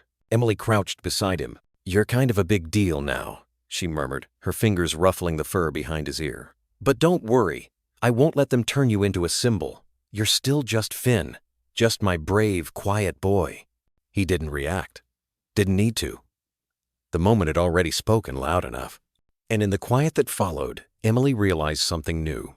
She wasn't just documenting a recovery. She was witnessing a rebirth. By the second morning, Emily's inbox was no longer manageable. It began with a few private messages, soft, unassuming. A woman from Arizona who lost her military K-9 5 years ago. A retired officer in Georgia who hadn't spoken about his trauma until he saw Finn's eyes in that video. Then came the waves. Hundreds. Thousands. Stories. Testimonies. Confessions. "My rescue dog helped me through chemo. My brother came home from Afghanistan and didn't speak for months until the shelter dog curled up on his feet. I thought I was broken. But then came Max. He saved me. They called it everything from a miracle to a sign. But Emily didn't know what to call it only, that something had cracked open, and through the fracture came light. She and Allison sat at the kitchen table that Friday, surrounded by coffee mugs and legal pads filled with scribbled thoughts and hastily drawn arrows. Finn dozed nearby, one ear cocked toward the sound of birds outside. The house, usually a cocoon of quiet healing, now hummed with movement emails pinging, the phone ringing off and on, a stack of letters on the front porch that the mail carrier had personally dropped off, smiling like he was part of something sacred. "Did you read this one?" Allison asked, holding up a folded sheet with a trembling hand. "It's from a little girl in Michigan. She drew Finn with a cape." Emily looked over and saw the crayon drawing Finn mid-leap, paws stretched like a superhero. Above his head, "You are a good boy, Finn. You helped my dad smile again." Her throat closed. The next morning, local news called. A producer from Channel 8, soft voice, respectful tone, said they wanted to do a short segment.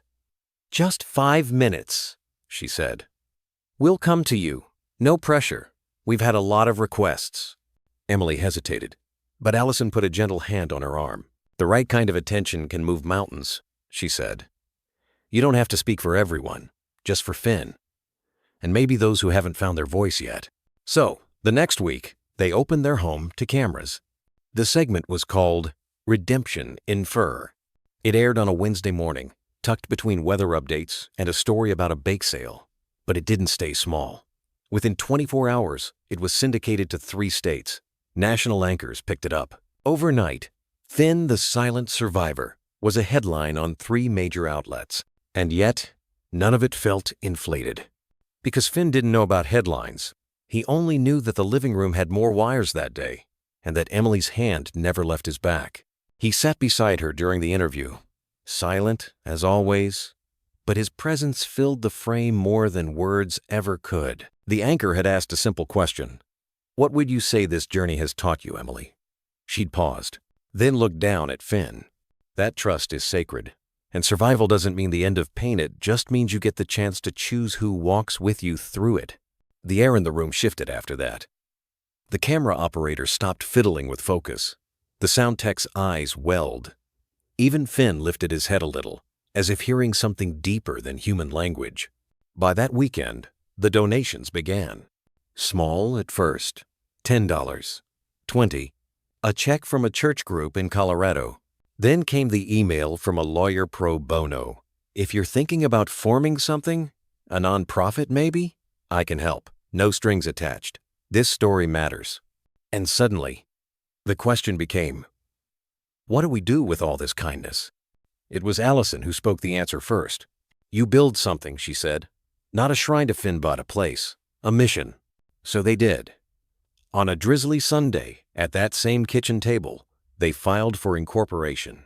The Finn Foundation, a space not just digital, but real, devoted to the healing bridge between animals and trauma survivors. Canine therapy, rescue rehabilitation, mental health scholarships for veterans and first responders. A mobile outreach unit to rural shelters where good dogs were waiting in silence, just like Finn had. They drafted the mission statement together. We believe in second chances. We believe trust can be rebuilt. And we believe that some of the bravest healers walk on four legs. Emily posted the announcement with a black and white photo of Finn head tilted, gaze steady, a single leaf caught on his fur like a badge. By nightfall, over 3,000 people had signed up for alerts. Veterinarians reached out. Former handlers, shelter workers, trauma counselors. The flood had become a tide, but this time they weren't drowning. They were sailing on it. And through it all, Finn remained unchanged. Still silent, still watching, still choosing where to place his heart, one careful moment at a time. That night, Emily stepped outside after midnight, the air cool and full of unseen stars. She looked up and whispered, "We're trying, boy. You gave them hope. Now it's our turn to give it back." From inside, she heard the gentle sound of Finn shifting on the floor, not coming toward her, not needing to. He'd already done enough. The first letter arrived folded into a child's drawing. Crayons had been pressed down hard, filling the paper with a bold scrawl of orange and blue. A dog with pointy ears and a cape stood next to a girl in a wheelchair. Underneath, written in uneven block letters, "You are my hero, Finn. I hope you like peanut butter. Love. Ava, age 6. Emily held it in both hands like something sacred. More followed, dozens, then hundreds. Some came in padded envelopes, with keychains, hand-knit scarves, and hand-drawn portraits. Others were postmarked from across the country, tiny towns and faraway cities. Some came from Canada. One arrived from a base overseas, stamped with a military insignia and dust in the folds. People wrote not to be heard, but to be seen. "Dear Finn, I lost my leg in Afghanistan. I haven't slept through the night in 6 years. Watching you rest your head on Emily's lap made me believe maybe I can too. Finn, you don't know me, but I know you.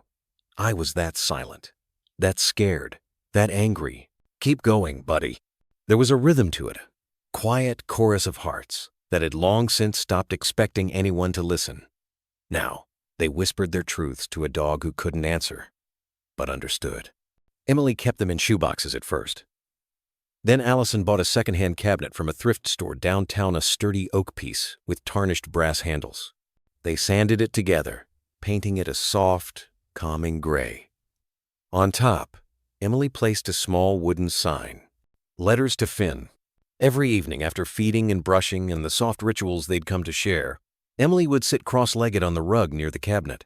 Finn would lie beside her, not touching, not curled against her like other dogs might, but close enough to hear her breath, close enough to choose her presence. She'd pick a letter, sometimes two, and read them aloud. Her voice was soft, reverent, almost hesitant, as if she didn't want to disturb something sacred in the air. "Dear Finn," she began one evening, holding a wrinkled envelope from Nebraska. "I used to be a cop. I had a partner once, like you. She was my shadow. When she died, I stopped going outside for a while. Then I saw your video.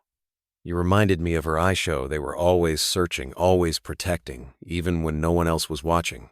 Thank you for showing me what staying looks like." Finn didn't move, but his ears tilted slightly, catching each cadence, each pause. His gaze remained fixed not on Emily, but somewhere in the middle distance, as though he could see the man who wrote it, as though the man's memory had called out and Finn, in his quiet way, answered. Some nights, children's letters filled the space with light. Crayon dragons guarding Finn's bed, rainbow trails behind his tail. One drawing had him flying over a city of clouds with a crown that read, "King of Second Chances." Emily smiled at those, especially the ones with crooked hearts and stick-figure bones. "Look, Finn," she whispered once. "This one says you smell like cinnamon and bravery." Finn blinked. A soft, slow movement. She took it as agreement. There were letters she couldn't finish, some with ink blurred by tears, long before they reached her hands. One read simply, "My son never came back from Fallujah. I imagine if he had, he would have sat quietly beside a dog like you." She folded that one gently, pressing her fingers to the name signed at the bottom. Then looked at Finn. He was watching her not directly, but with that sideways awareness he always carried. Like he'd been trained not just to see, but to know. His eyes weren't sad, just still, as if absorbing grief and making room for it. "I think you hold more than I can see," she murmured. He didn't move, didn't need to. There was a kind of grace in the silence between them, a rhythm in the way he didn't reach for comfort, but offered it by simply existing, quietly, completely. Soon, the cabinet filled. They stacked a second one beside it, then started digitalizing them, scanning letters into a growing archive they called Whispers from Strangers. Not for publicity, not for clicks, but so they wouldn't lose these threads, these fragile connections. Each letter was a fingerprint, each name a map of pain and hope, and Finn, somehow, was the compass. Allison suggested building a small traveling exhibit, converted van that would carry the stories to schools, Virginia clinics, and shelters. "Let people read the words out loud," she said. "Let them hear themselves in these voices." Emily nodded. "And let them meet him." She glanced toward Finn, who now rested with one paw crossed over the other, the barest sign of calm. He still flinched at sudden sounds, still avoided the door at the end of the hallway, but when she whispered to him letters, poems, Promise has stayed present, stayed willing. That was the miracle, really. Not that he survived, but that he hadn't closed the door. On the last night of that month, Emily read a letter from a 10-year-old boy named Mateo. It ended with, "I don't know how to talk to people, but I talk to my dog. He listens. I think maybe you listen too, even when the world gets loud. Thank you, Finn, for listening." She didn't cry, but she placed her hand gently on Finn's paw, and for the first time, he didn't pull it away. The clinic smelled faintly of antiseptic and pine oil, but Finn didn't flinch at the scent the way he once did. He moved beside Emily with a quiet grace, his paws whispering across the polished floor, ears flicking toward distant sounds, never startled, only tracking, always aware, always reading. Emily kept her hand low, fingers brushing the top of his back. No leash was needed anymore. "Not here." "Third door on the left," the receptionist called gently. Inside, the room was warm, soft lighting, a thick rug that muffled steps, a water bowl beside a chair no one sat in. It had been designed this way, deliberately non-clinical. Everything about the space told Finn, this isn't a threat. But Emily's shoulders were tight. Her hands were colder than usual. And he knew. He always knew. Dr. Lena Cortez entered wearing jeans and sneakers, not a lab coat. Her graying hair was pulled into a braid, and she smiled like someone who had nothing to prove. "Hi there," she said, crouching low, not looking at Finn, but speaking to the room itself. "I'm just here to watch, nothing more." Emily nodded. "He's better with that approach." Lena smiled, scribbled something on her clipboard, then leaned back against the wall and said nothing. The silence stretched, a kind silence. The kind that didn't demand anything. Finn sat down without command, tail still, eyes scanning. First the vents, then the corners of the room, then Lena's shoes, then her hands. He settled, but his muscles were coiled beneath the surface. Emily took a breath, and Finn adjusted his postures lightly, almost imperceptibly. His shoulder nudged her knee, grounding her. It wasn't seeking touch, it was giving it. Lena didn't speak. She just watched.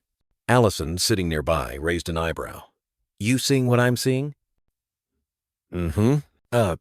Emily exhaled, and her leg bounced once, just once. Finn's ears shifted again. He leaned in, a little more. Lena wrote something down. "This is his normal," Emily whispered. "He does this at home. It's like he mirrors me, before I even notice how I feel." Lena nodded slowly. "He's not just mirroring you, he's recalibrating you." Emily frowned. "What do you mean?" Lena stepped forward slightly, keeping her voice gentle. "Most dogs can pick up on human energy, some more than others. But Finn? He reads you like a language.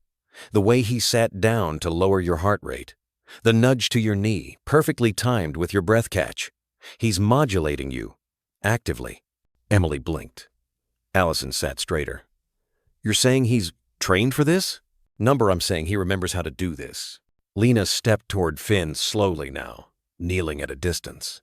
He was trained to read adrenaline, she continued. Trained to scan space, interpret breath, muscle twitch, eye movement. But he's doing more than that. He's forming emotional heuristics, and he's adjusting his behavior not to external threat, but to internal distress. Finn looked at her calmly. Not reactive. Simply present. I've worked with dozens of retired K9s, Lena said, and very few of them repurpose their skills for comfort. They shut down or stay in alert mode forever. Emily looked down at him. Her voice, when it came, was barely a whisper. He chose to help. Lena smiled softly. Yes. And that's rare. Finn rose slowly, crossed the room, and sat by the window. His tail brushed against the wall once. Then he curled into a tight loaf, one eye still open, tracking movement in the reflection. He's hypervigilant, Lena said, but regulated. He's watching without reacting. That's the holy grail of therapy work. Observation with composure. Emily's brow furrowed. Lena waited, then asked gently, "Have you considered training him as a therapy dog?" Emily went still. The idea had brushed past her before in whispers from strangers, in messages tagged to photos, in the way children knelt in front of him as if they knew, but it always felt too much, too official, like putting armor back on a soldier who had just learned to take it off. "I don't know," she said carefully.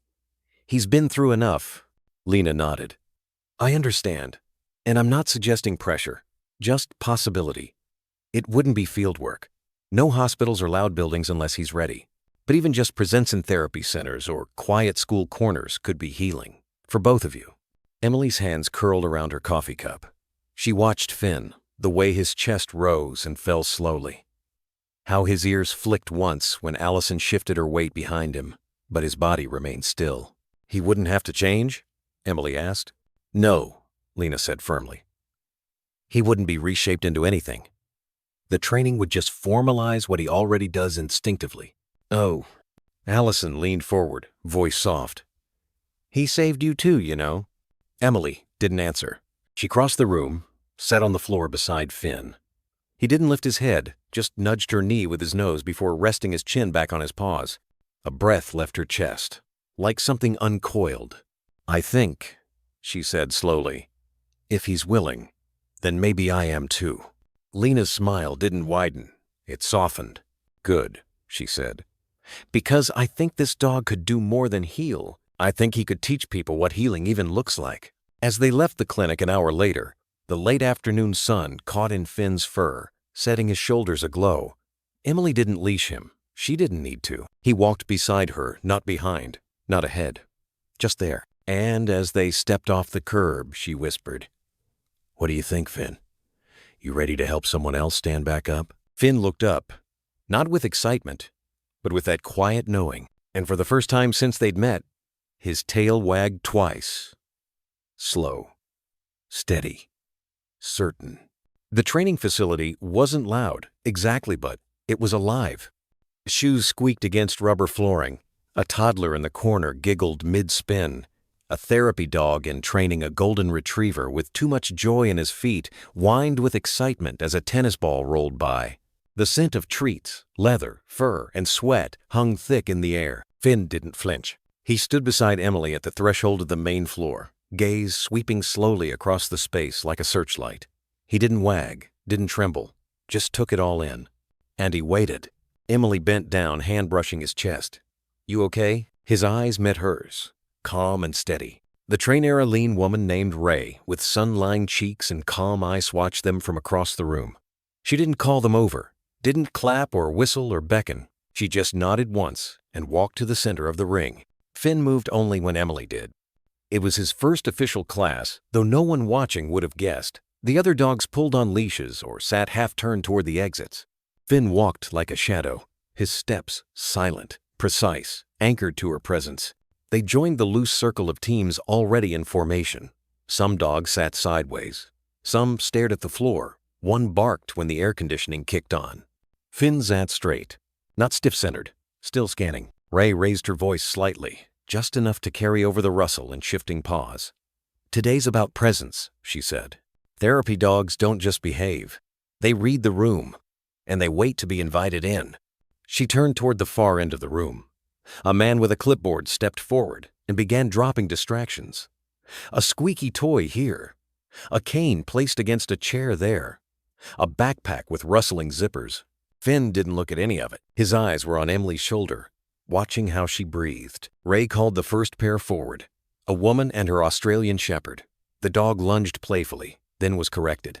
Another tried but barked when passing the toy. Then it was Emily and Finn's turn. Emily hesitated. "You sure?" she whispered, more to herself than him. Finn stood the moment her weight shifted forward, his body like a note tuned to her internal key. They stepped toward the center. "Approach the seated volunteer," Ray instructed, pointing to a man in a wheelchair holding a crinkled bag of snacks.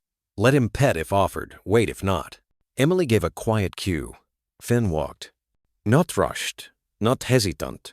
He stopped 2 feet from the man, close enough to be seen, far enough not to intrude. He waited, eyes soft, shoulders low. The man reached out. Finn stepped forward slowly, one paw at a time, and rested his chin lightly on the man's thigh. The room was quiet. Emily's eyes stung for no reason she could explain. The man whispered, "Good boy." His voice cracked like a leaf underfoot. Finn held the position for 3 breaths, then stepped back, head lowered slightly, as if he knew when enough was enough. Ray jotted something down. They returned to their spot. Finn sat without being told. His chest rose and fell evenly, not the least bit shaken. Ray approached them quietly, crouching just outside Finn's direct line of sight. "Has he done this kind of work before?" Emily shook her head.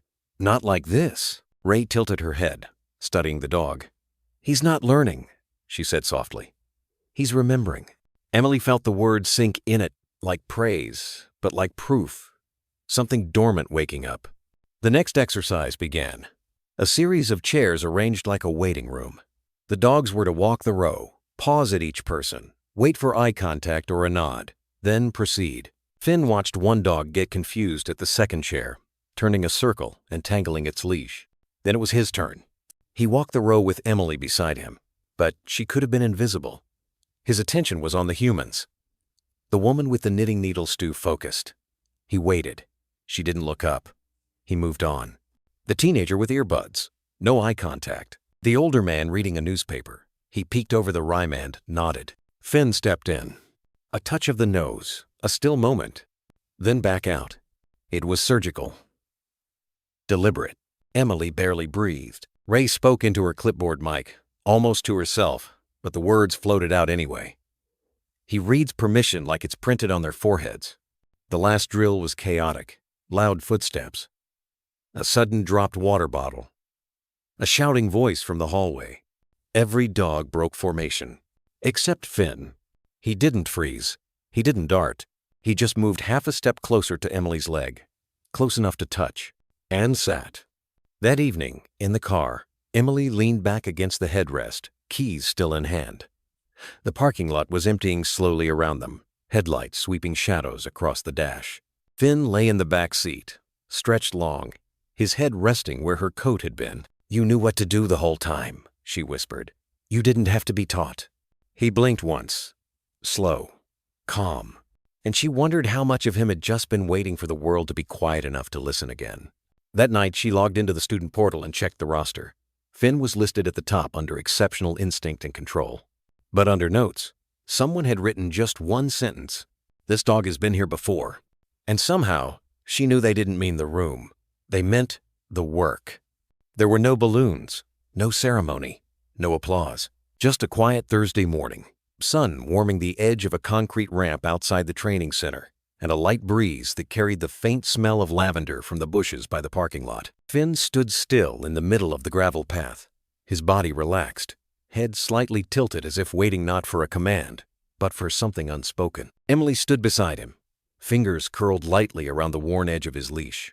Her pulse hummed, not from nerves, but from something deeper, something like reverence. Ray walked out from the side door with a folder tucked under her arm. She paused just a few feet away, her footsteps deliberately soft. No theatrics, no clipboard this time. She crouched, opened the folder, and retrieved a small item wrapped in brown paper. "You already know he passed," she said with a quiet smile. "You knew after the first class." Emily nodded. "Yeah." It still feels like something just shifted. Ray peeled back the paper. Inside was a folded vest navy blue, stitched with white thread. Across the front, simple words. Therapy dog. In training.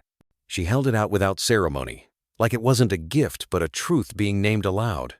Finn didn't react with excitement or confusion. He just looked at the vest, then looked at Emily, as if to ask, "Is it time?" Ray chuckled softly. "Most dogs get hyper when they see this. It means outings. It means people. But this guy, he's calm. Like he's already on duty." And Emily crouched down beside him. She didn't rush. She let the vest unfold slowly in her lap, smoothing the fabric between her fingers. Her eyes traced the stitching as though it carried history. "Hey," she whispered to him. Finn turned his head, the way he always did when she used that voice, the one that carried warmth with no weight. "You're ready to give back, aren't you?" His tail moved once, not a wagmore like punctuation. She slipped the vest over his head, careful not to startle him, guiding the straps beneath his belly and fastening them like a ritual. When she stepped back, it fit like it had always been his. There was no transformation, no grand moment, and yet everything felt different. He stood taller, not proud, but sure. His body didn't shift, but something in the air around him did. Like he'd stepped into the shape of who he had been before all the breaking. Ray stood quietly beside them, arms crossed. "You know," she said, "some dogs make it through this program with obedience. A few make it with instinct, but only a handful. They lead with empathy. He doesn't wait to be told what to do, the listens." Emily reached out and ran her hand along the back of the vest, her fingertips lingering at the stitched lettering. "He always listens." They stayed there a while. The sun had risen higher, casting sharper shadows across the path. Somewhere nearby, a mockingbird mimicked the beep of a truck backing up, then the chirp of another bird entirely. Finn stood still, eyes scanning. Not nervous, not wary, just present. Emily exhaled slowly. "I keep thinking about the first time I saw him. How he wouldn't look at anyone. Wouldn't eat unless I left the room. And now," Ray added softly, "he walks into a classroom and finds the loneliest kid in the room and just sits with them." Emily swallowed hard. "I didn't teach him that." Ray smiled, the kind of smile that came from watching miracles unfold in quiet corners. "You didn't have to." The drive home was silent in the best way. Finn lay in the back seat, still wearing his vest. He didn't fidget, didn't paw at it. It was as if the fabric had weight responsibility, and he welcomed it. Emily glanced in the rearview mirror more than once, not out of worry, but something like awe, watching him sleep lightly, breath steady, as if his body finally believed the war was over. Back home, she placed the certificate on the mantel. Not framed, just leaning, like something temporary that marked a permanent shift. That evening, as dusk painted the windows, lavender and the cicadas began their low hum, Emily sat cross-legged on the living room rug, her laptop open but forgotten. Finn lay beside her, his head on her knee. She whispered, "They're going to need you, you know." His ears twitched slightly. "People are hurting out there. People like you, like me." He didn't move, but his eyes opened, those amber eyes, always deeper than she could describe. "I think you're going to teach them what you taught me," she continued, voice breaking around the edges. "That trust, it doesn't come back all at once. Sometimes it arrives in pieces, in silence, in presence." Finn blinked, slow. His chest rose and fell against her thigh. "You're not just a dog in recovery," she said softly. "You're a guide." And in the hush that followed, she knew without needing words, without proof, that he understood. Outside, the sky darkened into velvet. But in that small circle of light, where girl and dog rested, something bright endured. Not pride, not relief, just readiness. The scent of antiseptic clung to the air like an invisible curtain. Behind every closed door, beeping monitors murmured faint lullabies of pain and recovery. The pediatric rehabilitation wing of St. Luke's wasn't loud, it was quiet in that strange, heavy way that made time stretch and breaths feel louder than they should.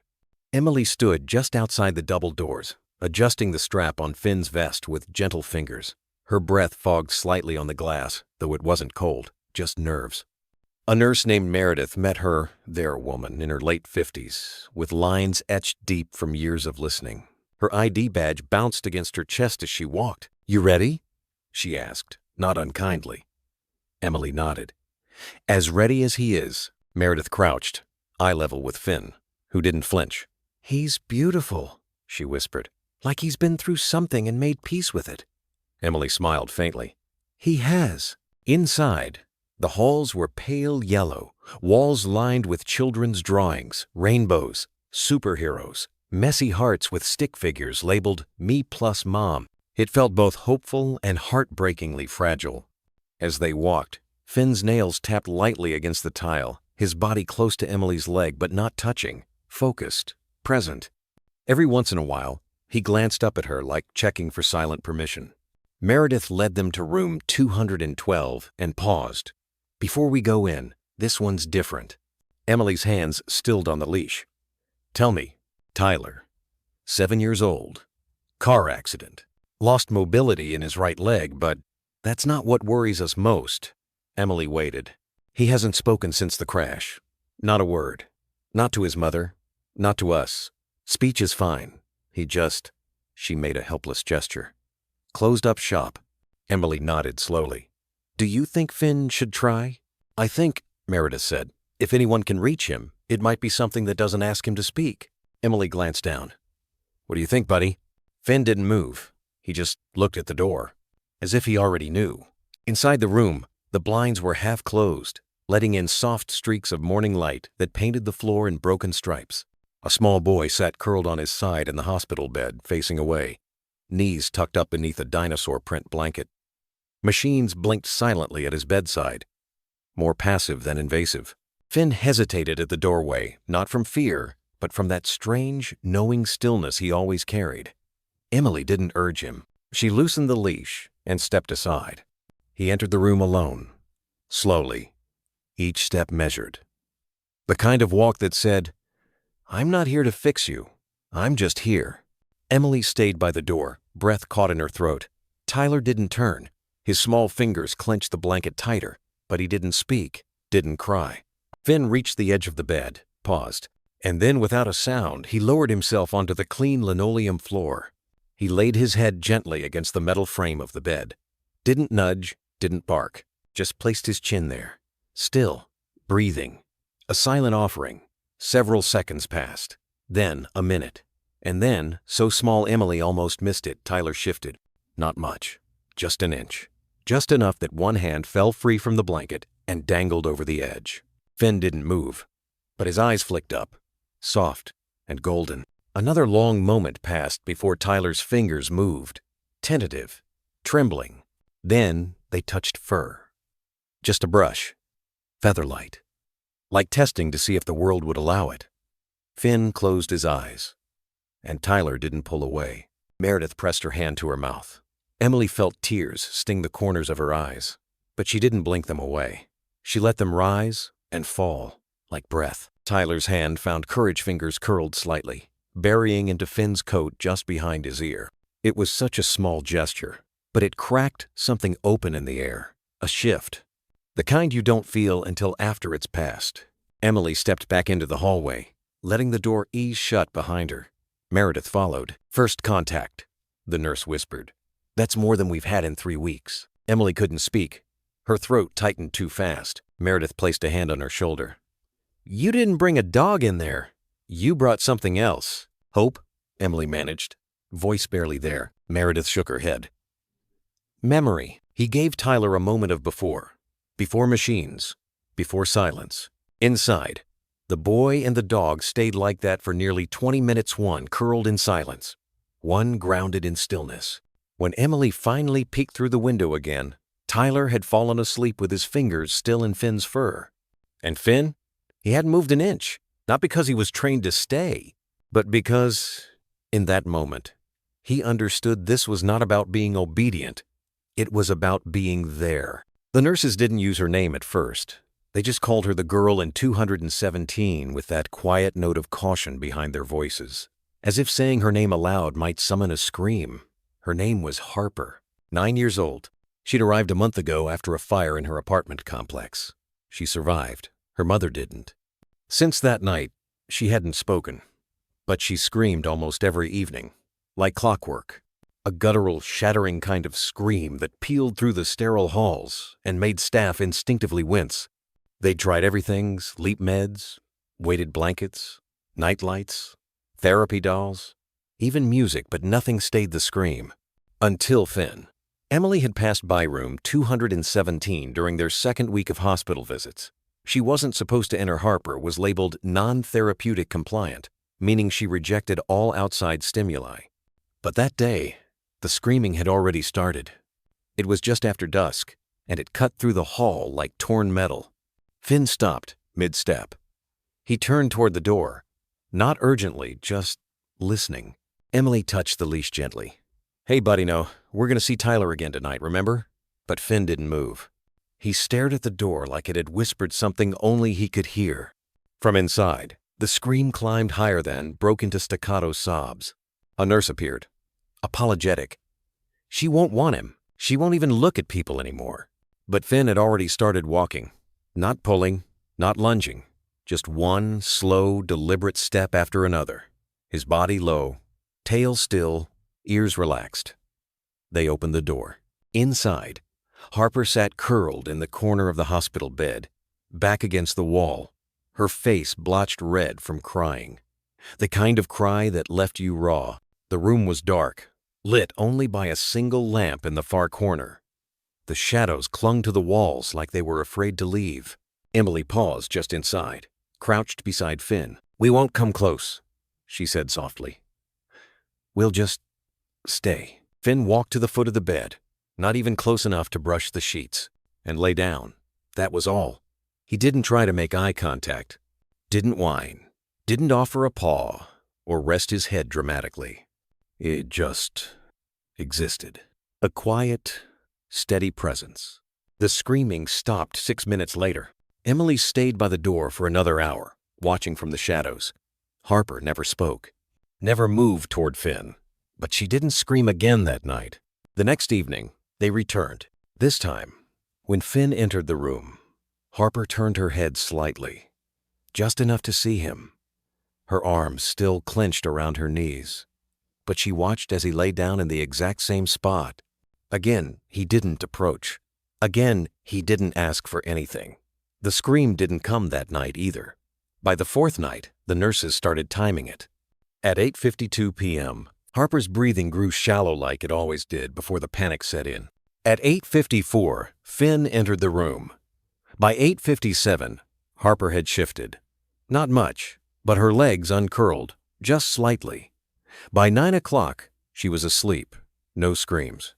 The next day, a nurse whispered, "She's beginning to wait for him." On the sixth night, when Emily and Finn entered, they found something different. Harper's blanket had been folded into a corner of the bed. Her eyes, hollow but alert, flicked toward Finn when he walked in. And for the first time, she said something. One word. "Okay." Emily nearly missed it. It wasn't directed at anyone. Not to her, not to the room. Just to the air. To the presence of that silent dog, now settling into his familiar place by the bed. Emily didn't respond.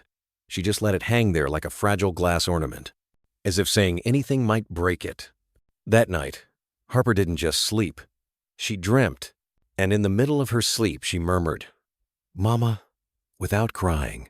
When Emily told the staff, one of the night nurses cried behind a clipboard. They kept it going. Every evening, just before twilight, Finn would pad softly into Harper's room and curl up by the bed. He never touched her, never demanded closeness. But on the 10th night, she reached down. Not quickly, not like a child reaching for a toy or a treat. Just slowly, as if it took everything in her to believe the moment was real. Her fingers brushed the top of Finn's head, and for the first time in weeks, she exhaled without trembling. Emily sat just outside the room that night, shoulders pressed to the wall, tears on her cheeks, quiet as snowfall. She didn't take pictures, didn't record it. Some moments, she realized, weren't meant for anyone else. They were just meant to be felt. And in the soft glow of that hospital room, with a dog that had known nightmares of his own, Harper finally slept through the night without a single scream. The walls of room 112 had become a gallery. No name tag, no frames. Just page after page of color-swept drawings taped in perfect order, always the same subject. A large dog with dark eyes and upright ears, standing beside a stick figure with scribbled red hair. It was Finn. And the boy was Daniel, 6 years old. Diagnosed with selective mutism and delayed social cognition, Daniel hadn't spoken a single word since arriving at the pediatric rehab wing 2 months earlier. His parents had stopped asking when and started asking if. But he drew. Every day, after lunch, he'd sit cross-legged on the vinyl floor, crayons arranged in a neat rainbow semicircle around him. No one taught him to do, they just did. Like the world made more sense in color than in words. The first time Finn passed by the room, Daniel didn't react. He didn't look up, didn't point or smile or flinch. He simply kept colorings low, methodical strokes of brown and black across white space.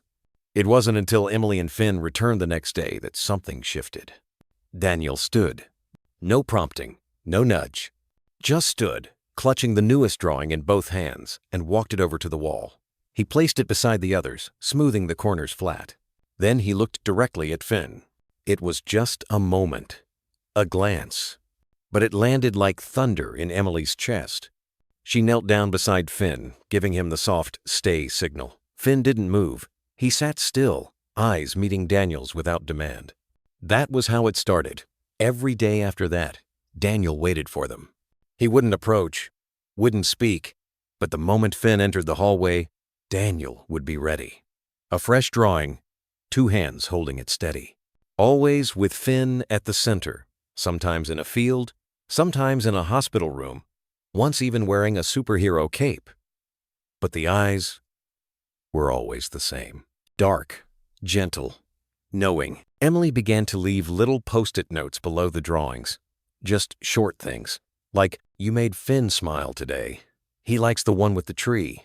This one looks like a memory." She never signed them, but Daniel would nod when he read them, as if replying in silence. And then one afternoon everything changed. It was quiet that day. Rain thinned against the windows, casting silver shadows on the linoleum. The halls smelled faintly of lemon and gauze. Emily and Finn walked in like always. Soft footsteps, the familiar squeak of her sneakers. Daniel was already at the wall, new drawing in hand. This one was different. Finn was sitting in head, tilted slightly, and the boy beside him had a red heart drawn where his chest would be. Emily opened her mouth to say something, but Daniel beat her to it. He turned, stepped closer, and whispered, "Finn." One word, just that.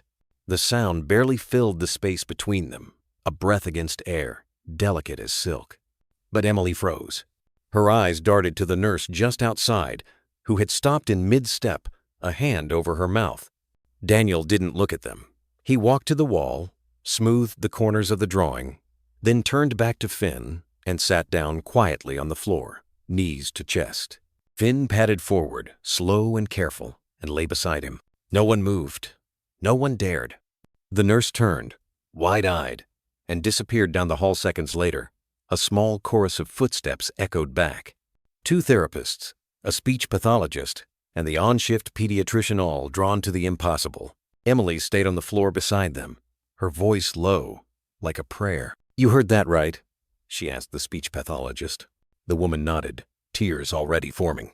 "I've worked with him since intake. That's the first word I've ever heard." Just his name," Emily murmured.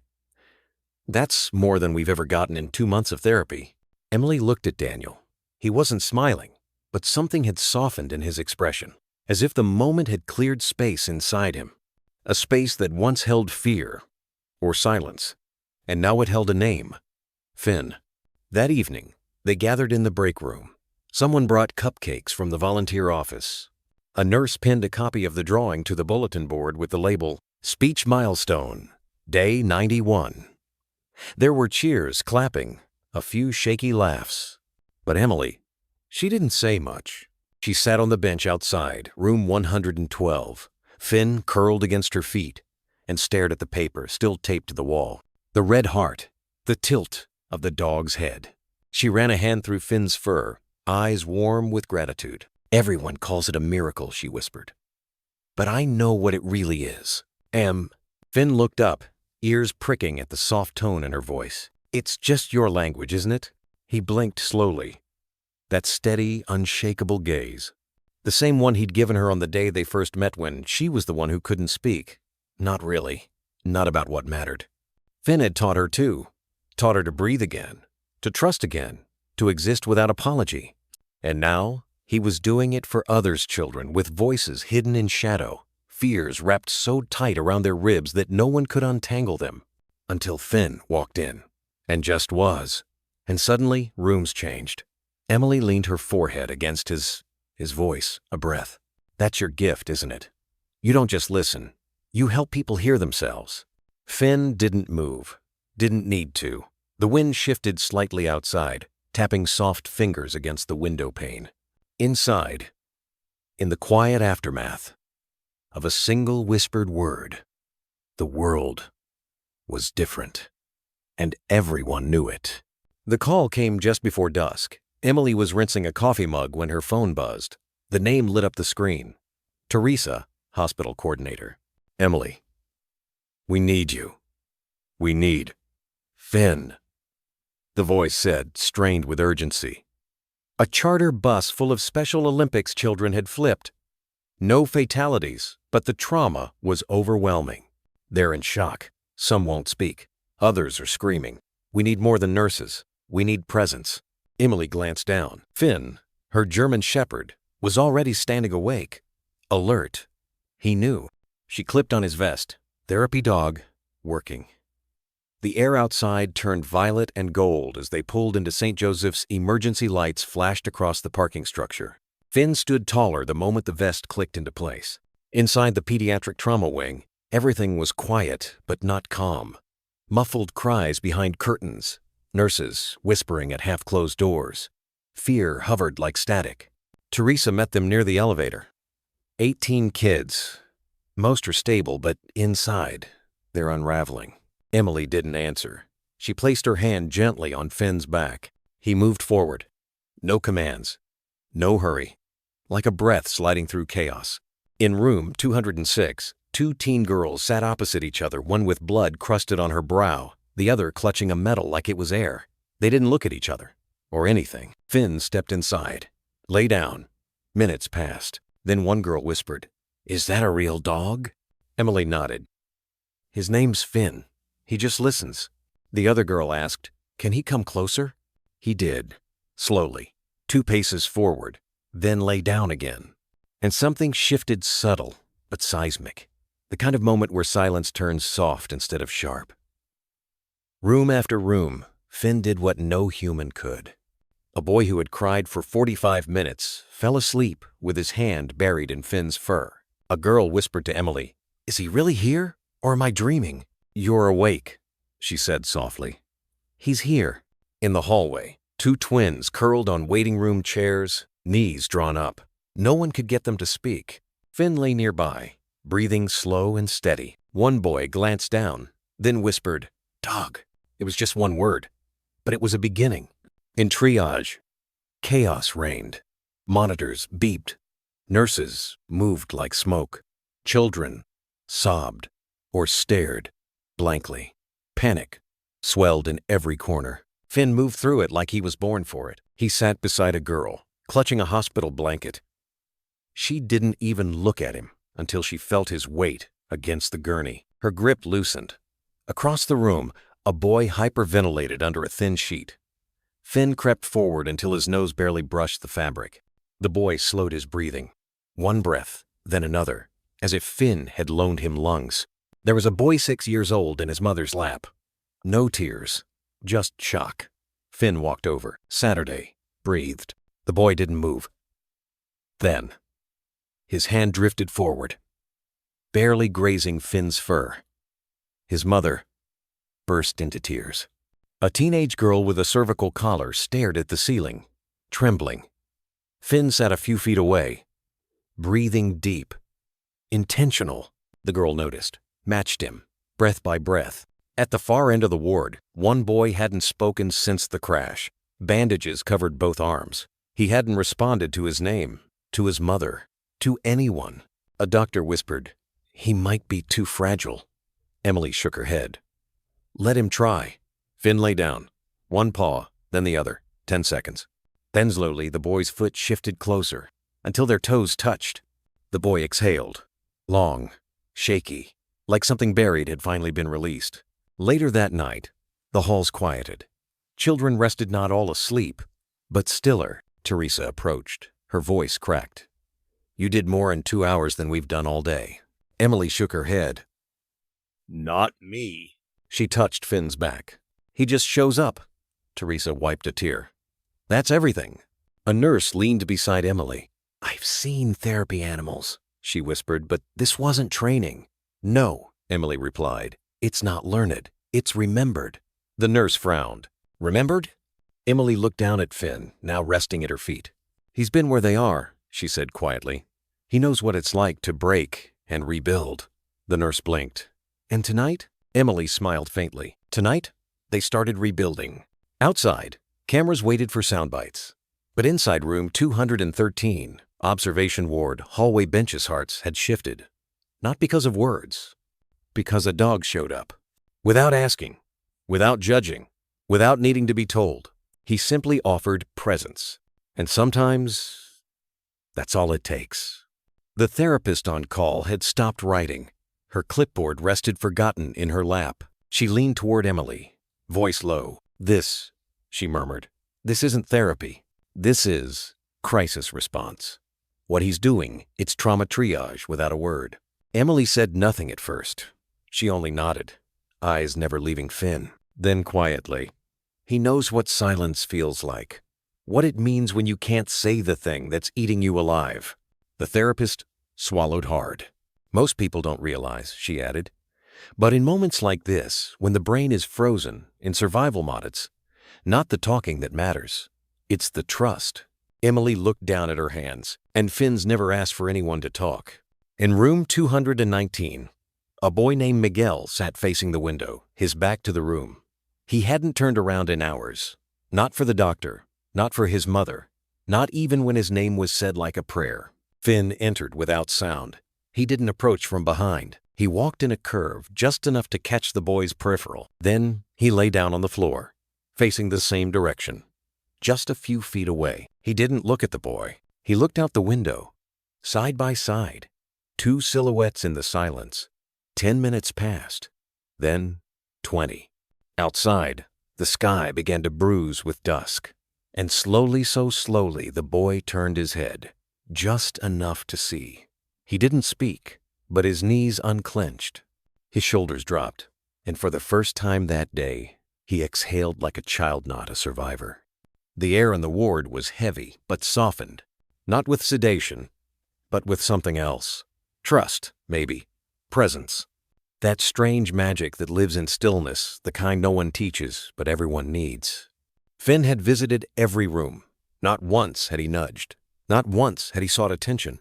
But the children who hadn't made eye contact in days were starting to glance up. Those who recoiled from touch now let his breath warm their fingertips. And those whose tears had run dry somehow found their way back to crying again. Not because they were breaking, but because they were beginning to thaw. The janitor passing through paused by the nurse's station and whispered, "Is that dog for real?" Emily didn't answer. She just watched Finn lie beside a little girl with an oxygen mask his chest, rising and falling to the same rhythm as hers, like he'd tuned his body to hers. Like he was telling her, "You're not doing this alone." 3 hours passed. The overhead lights dimmed. Dinner trays came and went, mostly untouched. But in their place, something else was fed. Hope, soft, unspoken, but present. A therapist passed Emily in the hallway, tears caught in the corners of her lashes. She touched Emily's arm. "Your dog," she whispered. "He's saving them." Emily didn't deflect, didn't shrug it off like she sometimes did. She looked into the woman's eyes, held them steady, and said, "That's what he came back for." When it was finally time to go long after visiting hours had ended, Finn returned to her side. Not tired, not eager, just steady, still working, even in stillness. She knelt beside him, brushed her palm gently along his shoulder. 3 hours, no words, she murmured. But they heard you anyway, didn't they? Finn didn't react. But his eyes, those deep ember eyes, watched her with that same soft knowing. She smiled.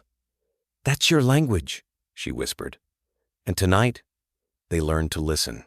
The square smelled faintly of bronze and memory. That morning, Oak Hollow gathered beneath a sky soft and gray, not from grief, but reverence. A hush settled, not one of silence, but of presence. At the center stood a veiled statue, 6 feet tall, heavy, not in weight, but in what it held. Moments that never made headlines. Children breathing again. Hands unclenched. Darkness paused. The mayor stood beside it, voice crackling with emotion. "This isn't just bronze," he said. "It's a bridge. Between what breaks and what heals. Between silence and listening." He stepped back. Emily stepped forward, Finn at her Sidino vest. No medals, just himself. Still, solid. She pulled the velvet down. Gasps swept the crowd. The statue didn't show a hero mid-leap. It showed Finn the way they knew him. Front paws folded, head tilted, ears relaxed. Listening. A child once afraid to sleep alone now wore a paw-shaped pin. A mother wept, not from pain, but memory. A therapist called Finn's work soul triage. "He taught us that presence can be louder than words," she said. Parents told fragments. "My son spoke after drawing him. My daughter stopped screaming when he lay at her feet. He let them cry first. Then they smiled." Then Emily spoke. "They ask how Finn knows what to do. I say he listens, not with ears but with his whole body. He hears the space between fear and hope. He never pushes. He just stays." She paused, hand on his back. "And now he stays here. For every child wondering if anyone sees them. For every grown-up who's forgotten how quiet healing looks." A boy walked up, said nothing, just sat beside the statue. Finn didn't react, just watched, as if to say, this was never about being rememberedly, about being there when needed. Weeks later, the carpet inside the state legislature was worn from years of promises. But this day was different. It was not politics in the air. It was conviction. Emily walked in beside Finn, his leash loose, his gaze steady not at people, but at the spaces between them. The room fell still. "I'm here," Emily began, "not just to talk about therapy. I'm here to talk about harm." She placed a hand on Finn. He came from abuse, fear with no language, and still he chose to heal. Silence. In this state, harming a service animal is a misdemeanor, a fine, as if what's broken can be paid for. She steadied herself. Finn's law proposes felony charges for abuse of service animals and mandatory mental evaluation for the abuser. Not just punishment, understanding. Because we don't just need justice, we need prevention. No one interrupted. No one looked away. When the vote came 2 hours later, it was unanimous. Emily sat quietly in the hall. Finn waited beneath the bench, still alert. She whispered, "I know it's just a law, but it's more than that, isn't it?" Finn didn't answer, but his tail tapped the floor once. Soft? Certain. Later that day, Emily parked beside a faded sign. Veteran Support Services, West Wing. The envelope in her coat read, Riley Keene, Unit 4B. Finn hadn't moved much during the drive, but the moment she'd said the name, something in him had shifted. Not excitement, recognition. The halls smelled of antiseptic and old silence. Posters on the wall whispered, "You are not alone." Finn slowed outside 4B. Emily knocked. No reply. Inside, Riley sat on the bed, turned toward the window, a blanket across his knees. A man once loud and commanding, now sunken and still. Emily said his name. He didn't move, but Finn did. He walked slowly, softly. No tug, no words, and gently, he placed his head in Riley's lap. Riley's hands hovered, trembling. Then they touched him, and he broke. Not loudly, not messily, just completely. Tears fell into Finn's fur. Years of silence released in minutes. Emily stepped back. No words, no therapy, no law could have done more than that one warm head in a broken man's lap. After long moments, Riley whispered, "You came back." Finn blinked, then sighed. Emily knelt beside him. "He never left you," she said, "even when you thought he did." Riley nodded. "I didn't think he'd remember," she smiled. "He doesn't forget the ones who need him. Not ever." As dusk fell, Finn curled at Riley's feet, one paw resting against his calf. Emily stood to leave. "You saved me," Riley whispered. Not to Emily, to Finn. "And Finn?" He didn't answer. He didn't need to. The silence said everything. It was the sound of quiet wheels on polished concrete that drew Finn's ears forward. Emily noticed too. From her seat near the front desk of the Finn Foundation, she looked up just in time to see the girl coming through the doorway, shoulders hunched, eyes hidden beneath a tangle of hair, hands tight around the push rims of her wheelchair. She couldn't have been more than 19. Her mother, or maybe an aunt, it was hard to tell, trailed a few steps behind, holding a clipboard with trembling fingers. She looked tired in a way that went beyond sleep. The young woman didn't glance up, didn't pause. She pushed herself to the corner of the lobby, turned to face the wall, and stopped.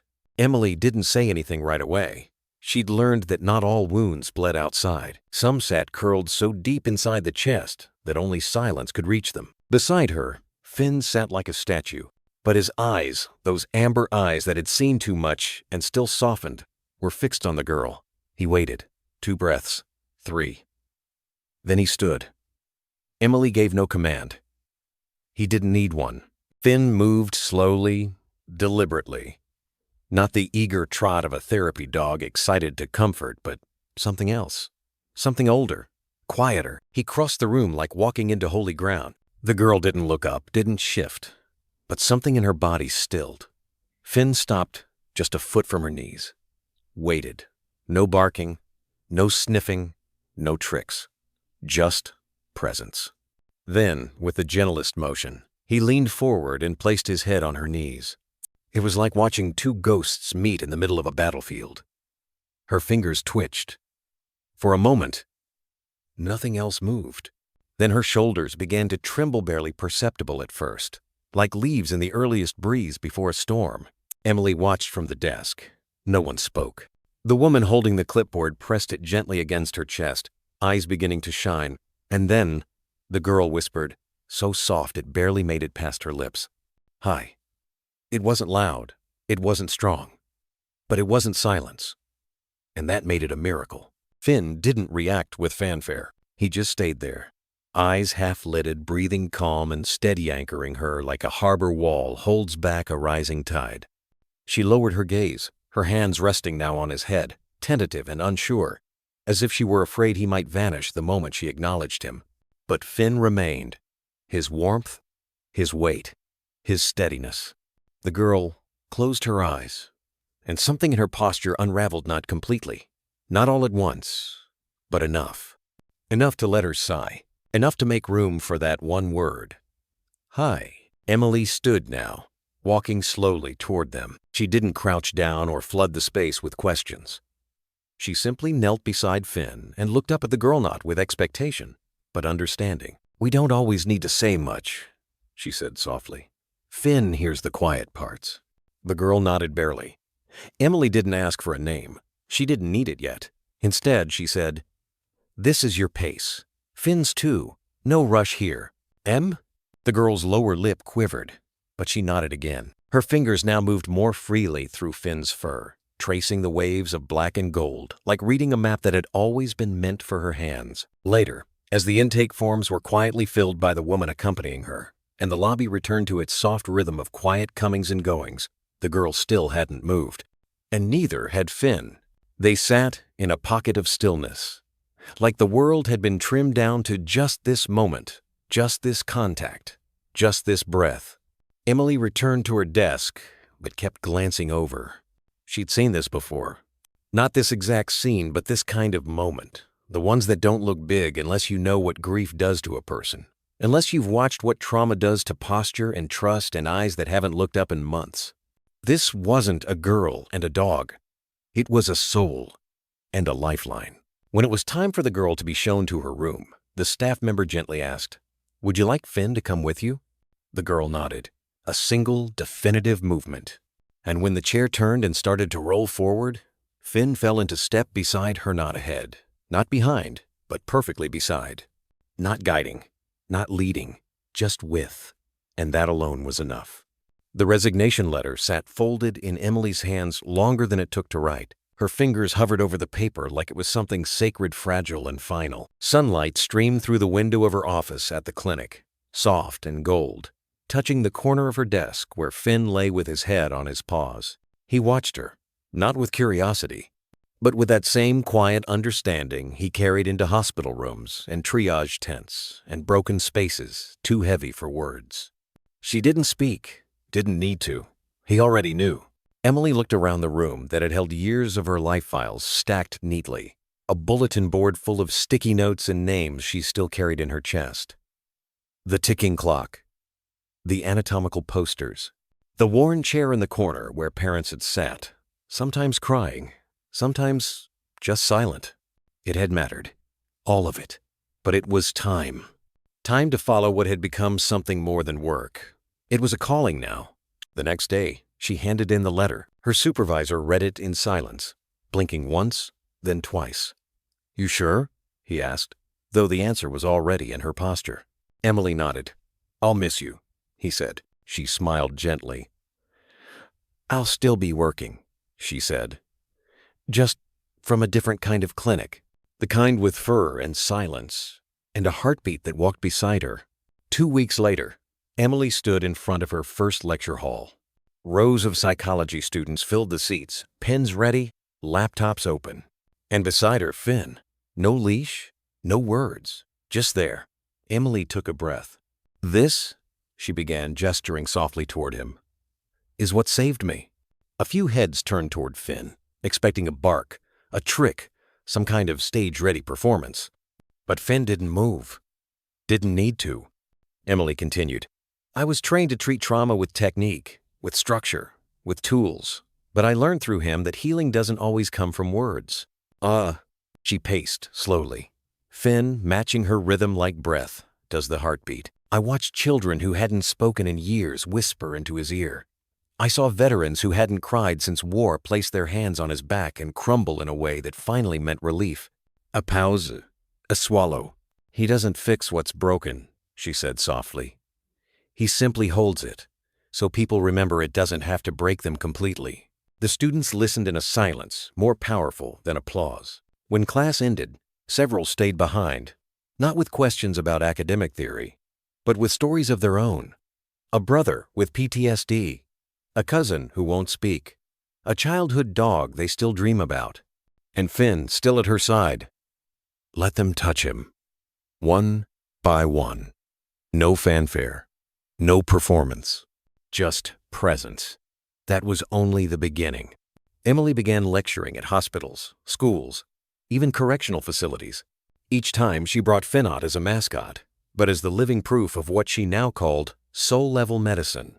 One morning, she stood in a conference hall full of clinicians at a trauma symposium. Suits, data, charts. She told them a story instead. About the girl in the wheelchair. About the 3 hours of silence after a bus crash. About Finn's language.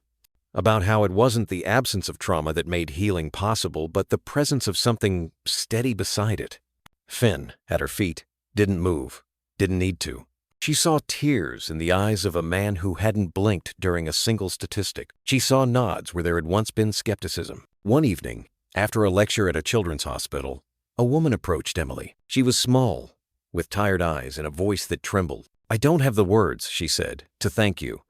But you and Finyu gave my daughter back to me." Emily didn't ask for a name, just opened her arms. The woman cried into her shoulder while Finn sat still beside them, tail quietly thumping against the floor. Back at the Finn Foundation, Emily's new office was nothing like the clinic.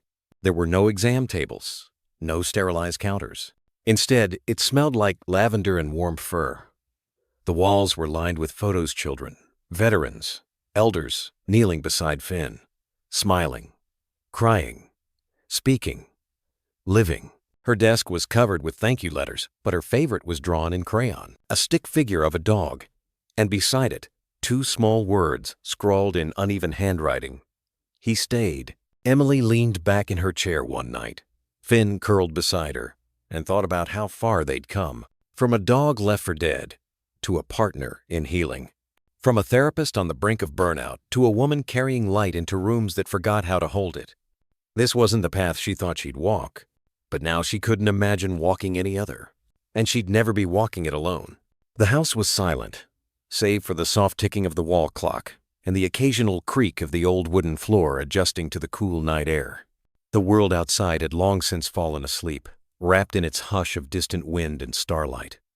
Emily sat curled in her chair by the window, the small amber lamp casting a gentle glow across the pages of her journal. Finn lay nearby on his old wool blanket, stretched out comfortably, eyes closed but not quite asleep. He always knew when she was writing. She'd gotten into the habit again journaling not for progress notes or medical charts, but for something softer, something that didn't need to be measured.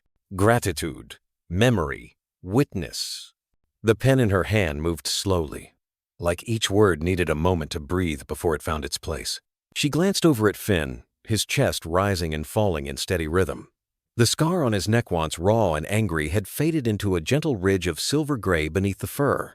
Still there, but like all the wounds that had brought them here, softened by time, by purpose, by love. Emily dipped the pen and wrote carefully. I saved you that day, didn't I? Pulled you from a place that had no light. But maybe you were always meant to save us. The moment lingered.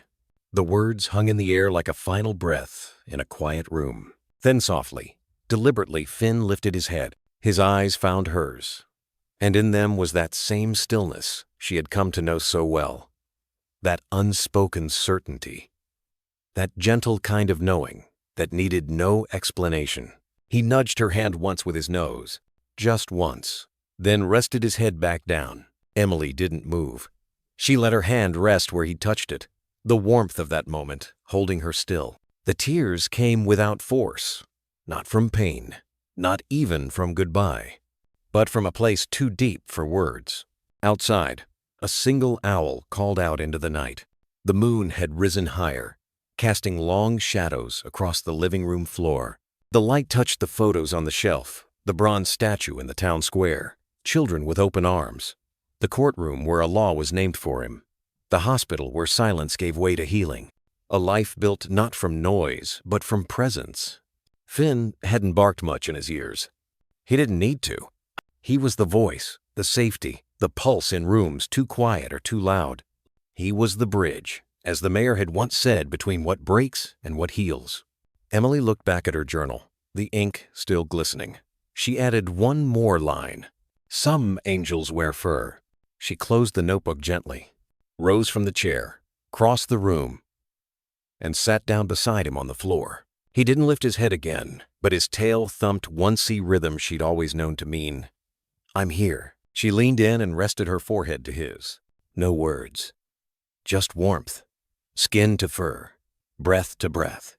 A promise spoken not aloud, but still heard. Minutes passed, maybe more. Time felt like a soft tide, no ebbing and flowing without demand. When Emily finally rose, she left the lamp on low, and the window cracked just enough to let the night in. She paused at the doorway to look back once more. Finn didn't steer, but the room seemed to breathe with him. She smiled small and full, the kind of smile that comes only after everything has been broken and rebuilt and held. Then she whispered into the space that was still very much alive. Good night, my friend. Some bonds don't need words. They're felt in the quiet moments ahead, rested in your lap, a nudge when you need it most. The sound of paws padding down the hallway just to be near you. Stories like Finn's remind us that love can come on 4 legs, with eyes that understand more than we say, and hearts that never leave, even when they're gone. German Shepherds, especially, seem to be carved from loyalty itself. Brave, gentle, deeply intuitive. They don't just protect, they stay. Through the noise, through the silence, through every broken and beautiful part of life. If this story stirred something in you, and you're looking for ways to deepen the connection with your own dog, or maybe you're just curious about the quiet ways animals help us heal, I found a beautiful resource that might speak to you. You don't have to check it out. Just, if your heart says yes, follow that feeling. Take care of your dog. Let them take care of you, too. That's the deal they've always kept.